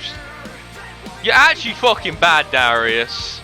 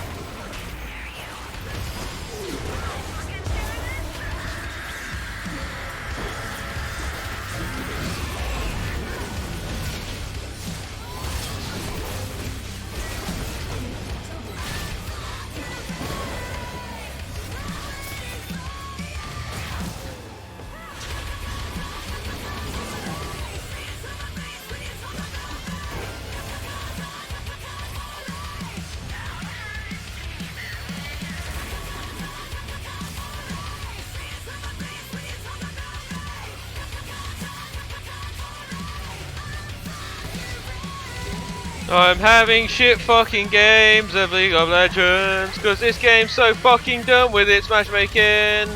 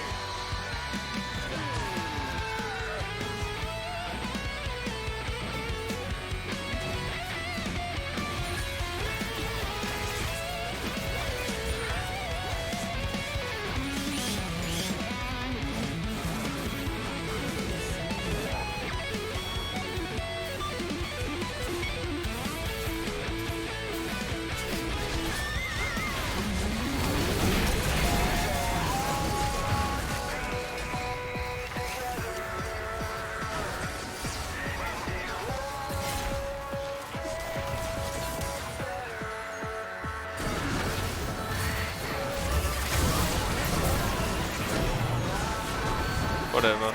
Just fucking end this shit.